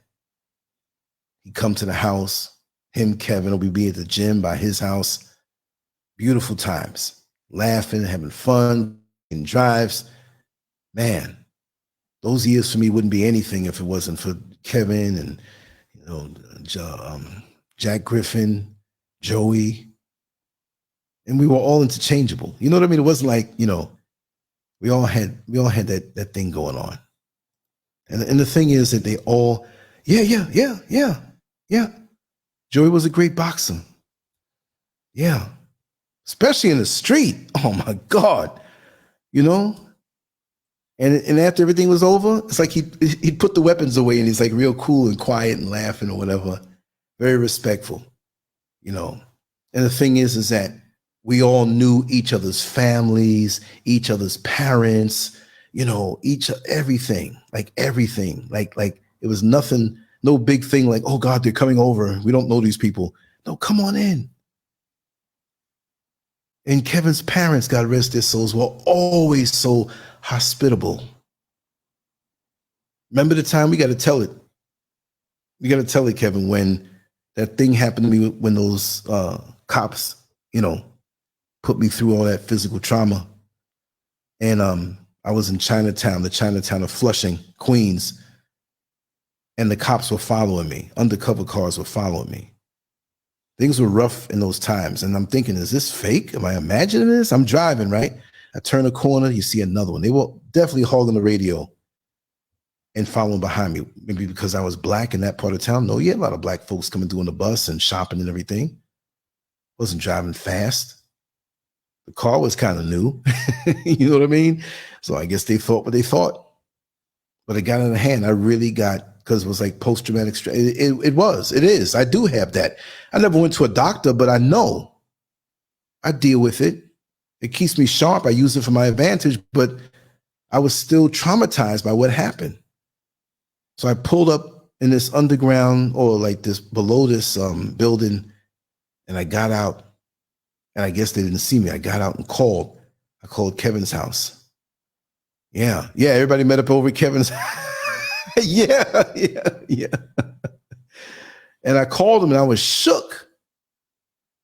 And it was his father that drove all the way. Him and Kevin came all the way over there to get me, you know, because who knows what they were planning to do. And I was shook. And even Kevin's father, God rest his soul, was just like, what's wrong with Lance? They knew what happened, but they probably didn't understand the severity of what it did to my psyche. And so I don't know who drove my car. I think, did your father drive my car, Kevin? I'm not sure. You or him drove that car because he could, you know, he had status in the community. You know what I mean? With his profession. And we got home safe. But I was shook because that was trauma. But they really were following me, you know. Oh, you drove the car and I wrote, you're right. Okay. Yeah. That's another thing about you. You got a memory on you. I got a memory on me with certain things, but yeah, I was shook that day. I ain't gonna lie. Because it was like they coming to kill me or something, you know? So yeah. I think he drove the car, because if they came after the car, he'd straighten them out, letting them know who he was, you know, at that time. Yeah. But I was I'm so glad to see y'all. And that's family. They could have brushed me off, you know, but they did that for me. And it made me feel so, you know, because I always wanted a relationship with my brother, but we all know he was on drugs. He's 11 years older than me. But Kevin and just the whole core group, they gave me that brotherhood that we have to this day. You know what I mean? Yeah. But listen, y'all, let's go into the conference line for a little while.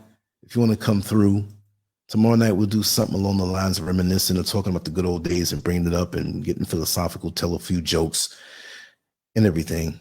We'll do it that way. To the Rumble folks, thanks for coming through. Whoever came through, I'm new over there, but I learned how to live stream over there, so that'll take time to build up. It's still all about what we do here. I still have yet to reach out to Irritated Genie. As soon as he can come through, we'll have him on LANCESCURV.com, which will be on Rumble, but I will embed it on the website so we can vibe there without ever having to hold back, because one of the shows that I had, or two of them with Irritated Genie, it's on Rumble, and I have it embedded onto LANCESCURV.com, where YouTube shut me down and banned me for a week just for having them on. And we didn't say anything bad. It's because, you know, of what he's done in life, and they don't like that, you know? But it's a beautiful thing, and I just want to keep everything going while we're alive and get the good vibes going and have a place where we can feel good and talk and open up and talk the way we want to talk without any kind of restrictions. It's a beautiful thing. It's for our mental health, because we know that this society and the powers that be behind it want us all disconnected, hating each other, and dying off because our hearts are broken, because to make us feel like we don't have anybody. If I can't give you $1 million, I can give you a kind word and some time and lend you my ear. Maybe give you some advice and some wisdom, what little I have. And that's all we have, is the present and the memories we create, because those things last 1,000,000 years. Trust and believe. Kevin being here is a testimony to that. He knew my parents so well. He's part of the family. My father would, you know, remember my father would crack jokes when you shaved down your head when you were going for that particular job. And he would always say little things. And the time you tricked us when we got in that truck, you know what Kevin did one time? He's a prankster too. Me and my father was home, and he wanted to go up to check up this guy who was a mechanic named Mitch, and his car was up there. And so he was like, oh, I got to go up there. I got to walk up there to check up on it, because I think it was going to be ready. So Kevin had his regular car, but it was parked like down the block or something like that. And I wasn't thinking. So he said, oh, okay. Something to the effect of, yeah. Well, I'll take you. Don't worry. I'll take you and drop you up there. So Kevin, there was a house next door that had parked on the street a pickup truck. So Kevin opened the door and said, come on, I'll take you.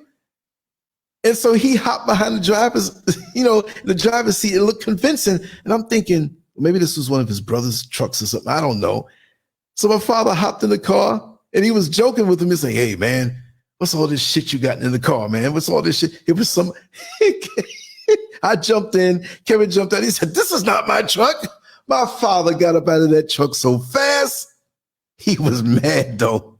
You could have got me shot out here, which that wasn't the kind of neighborhood it was. But, you know, he's a business guy, and he knows the streets and everything. So he was mad walking up the block, and me and Kevin was driving, and he was trying to convince him, come on, it was only a joke. It was only a joke. Go ahead, man. So we have not only the memories of each other, but we have the memories of our families and little inside jokes and little things, have you private things. You know, there's certain things I would not, you know, out of respect, but I'm just saying that most of it is stuff we can talk about, you know, and that, we talk about these things every day, and it bonds us that way. So that this kind of undergirds me. So I can, with everybody here in the chat room, friends like Kevin and Jack Griffin, Joe Neckbone, man, I feel blessed to the utmost to have survived and lived this long, to create so much memories, and to still be able to say to you all that I love you all, and that I love you too, Kevin. And like I said, we can say that because we've come through so much, and we're still standing, you see. And Master Glam, it's a thug life, right? Wow. That's crazy. Let me see here. An online job called 2Capture, which you can Google, is a good little side job if you're looking for multiple things to do. They pay you in different ways. Wow. Because I know someone who's looking for some online work. So mixed genre, if you have any connection to anything, that you can just go in and do. There's a sister I have here that she asked me, and I'm like, heck, I wouldn't mind doing something for a couple hours, even though I do this stuff. I got time in my day. I'll do it. Every bit counts. So yeah, hit me at LANCEscurv.com or whatever. So, Kelly Land. Yes, I got to know those people in my inner circle. I noticed that family members are wicked as hell. You are so right. That is the story of my life out here in Ghana. Woo! The secret lives and secret agendas really come out. And they really get pissed off when they show their hand and they didn't sink you. They realize that you took that situation and made it something that can make you better. What, if folks think I was going to stop doing the stuff online? I'm doing more than ever before, and it's getting better. Not on the ego level, but when people are trying to tear you down. It's a crazy thing. I got into a domestic violence. I got jumped by my sister's son, and this world is going to. Yeah, I'm telling you, you're so right. There's those, when you do have it where you have a halfway good family, whatever, can't take that for granted. And family doesn't just mean that you're a DNA sharer. There'll be people who will replace them who may not have the same bloodline, but they'll love and respect you just as much. It will come. You deserve it. If you're a good person, you deserve it. Anyway, I want to go. I'm going to come on there for a little while. I don't have to jump up as early. Me and Mr. Scurv are going to make a run tomorrow, but we don't have to jump up as early. And I have to clear off the one camera where I have the footage walking around. Very colorful footage. It was very nice. Probably like about maybe 40 minutes of it. Because it was so hot, the camera kept overheating. And I was so mad. I was like, man. One point I'm walking around the camera. I had it down by my side because it's so small. I could still get the footage good. And I walked in. I said, man, when did this thing cut off? But I know I got a good amount. And I can't wait to see it. And I'll put it up as its own separate clip so you can see it, not just at the end of something. We'll make it that way. But here's the number to call for the conference line, 321-521-2515. It was lit last night. Oh, it was lit. It was lit. I can't say I listened to everything, but look, you come in, you got to mute your phones if you're not talking. If it's a long extended time because there was a TV or something playing toward the end, I think most people would have stayed longer. If a person didn't fall asleep and had the TV on so loud, which disrupted everything. And technically I should be there to monitor these things, but I doze off too. I was up from early to stay today, but I don't want to ever deny anybody, the chance to have a good conversation without, especially our sisters, to feel hawked by these men. Hey girl, what's your number? Hey, can I get with you? So why can't we have an intelligent conversation? Oh, nigga, you always trying to be in the friend zone with these hoes, man. So and so and so. No, you always hawking them for stuff. Maybe you'd have more play if you had a intelligent conversation and let them get to know you. Come on, man. You the Negro that always eats the good chocolates out the box and puts the other ones you don't want to, you bit into it and put it back. Always messing something up. That's why some of the women, they got issues these days because of these guys where they come off sometimes. That's why, look, I had a WhatsApp group room, was working fine. It's just like Telegram, but I think more people are on WhatsApp. So I might have one of those also, but I'm going to say it from now. Any fellas, they come out the wrong way, unless it's a consenting situation, I wouldn't know about it then. Do what you do. But we had some guys on there. It grew a whole lot. And whichever way, say for example, if me and Kevin, or I put Kevin in that LANCESCURV community WhatsApp chat room, I will see him in the room as Kevin Clark. But if I don't know you and you come into that community, I'll see your number. So a lot of dudes would hear a comment from somebody who identified themselves as a female or something like that, and everybody's vibing and talking and getting to know each other. And then out of nowhere, this one particular person started getting dick pictures, man. And just the proposition. And after getting to know the person on that level, they just came out. It wasn't like he did it the right way and say, listen, I saw your photo, You're very attractive and you're very intelligent. You're a woman, I'm a man. We understand that part of it, but I really would like to get to know you better. Seriously, all due respect. If it goes past anything or something develops, that's beautiful, but I like your vibe. Say what you got to say, man. We know what things can happen after the things kick off. Why are you running to that? And just, I killed the room. I was so mad. We had moderators put in place. After a while, I just killed the room, man, because other people started that foolishness. So I have to closely monitor. And I'm going to embarrass and ridicule anybody who comes out the wrong way of one of the sisters. Like, again, if y'all have a discussion, you want to take it out of the community room and it gets intimate and that's beautiful. I ain't going to know it. And it's not some disrespect if it's mutual. But you just come in there and disrespect and start talking all this kind of mess. I saw your Facebook, girl, your titties are big. No, man. No. Not acceptable. No way. I ain't going for it. I don't understand it. I just don't understand it. But it ain't going on around where like I said, if y'all want to do something, y'all do it. Do your thing. We're adults. We have needs. We have desires. We have attractions. I understand that. But don't just come in there thinking you're just going to get up in somebody's stuff just like that.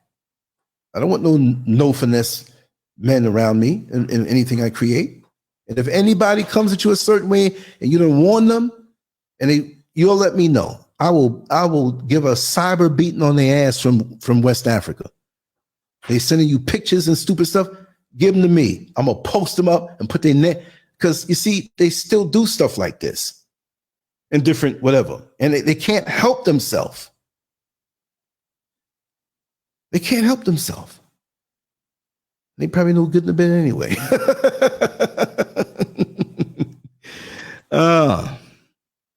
Wow, you always saying some deep stuff, mixed genre. I learned from you so much. Especially the other day when you said there are 3 different types of melanin. You can't trust all of them. That was deep. Oh, man. So much wisdom floating around here. But you're right, Tracy J. Yeah, let's slide on over there. And I want to hear some voices. You know what I mean? That'd be so nice. So, yeah, there was a special song that I was going to search for, but my particular platform that gives all this music didn't have that particular song. So I'm sorry for disappointing someone who's listening very silent right now, So I'm gonna play the one song, and I'm gonna download more songs to play and test out. You tell me, I like that. No, don't play that with no more, starting from tomorrow, right? We're just gonna run some songs. If it's something you like, you say, that third song you played after the show is over, I want to hear that again, or what's the name of that? Whatever. Because I got thousands to choose from. I just haven't had the chance to really, because they're royalty-free music, but they're real artists that made an agreement with this company that you can let them play my music for free. It gives them exposure, but you have to have an account. And with these songs, I can give them all to you. You know what I mean? I've done it in the past. So if there's any song, say, hey, that song you played on the show last night, whatever, just give me your email, and I'll get it and send it to you. I mean, I paid $15 for millions of songs here. It's nothing to send it over, keep everybody happy, right? I'm trying to build that community, y'all. But listen, I'm going to come on over to the chat room afterward. Again, if you go to LANCESCURV.com and you see that number, you scroll down a little bit under the chat room, you click that while on your device, your telephone, your tablet, your computer, it will take you straight to the chat room without you having to call.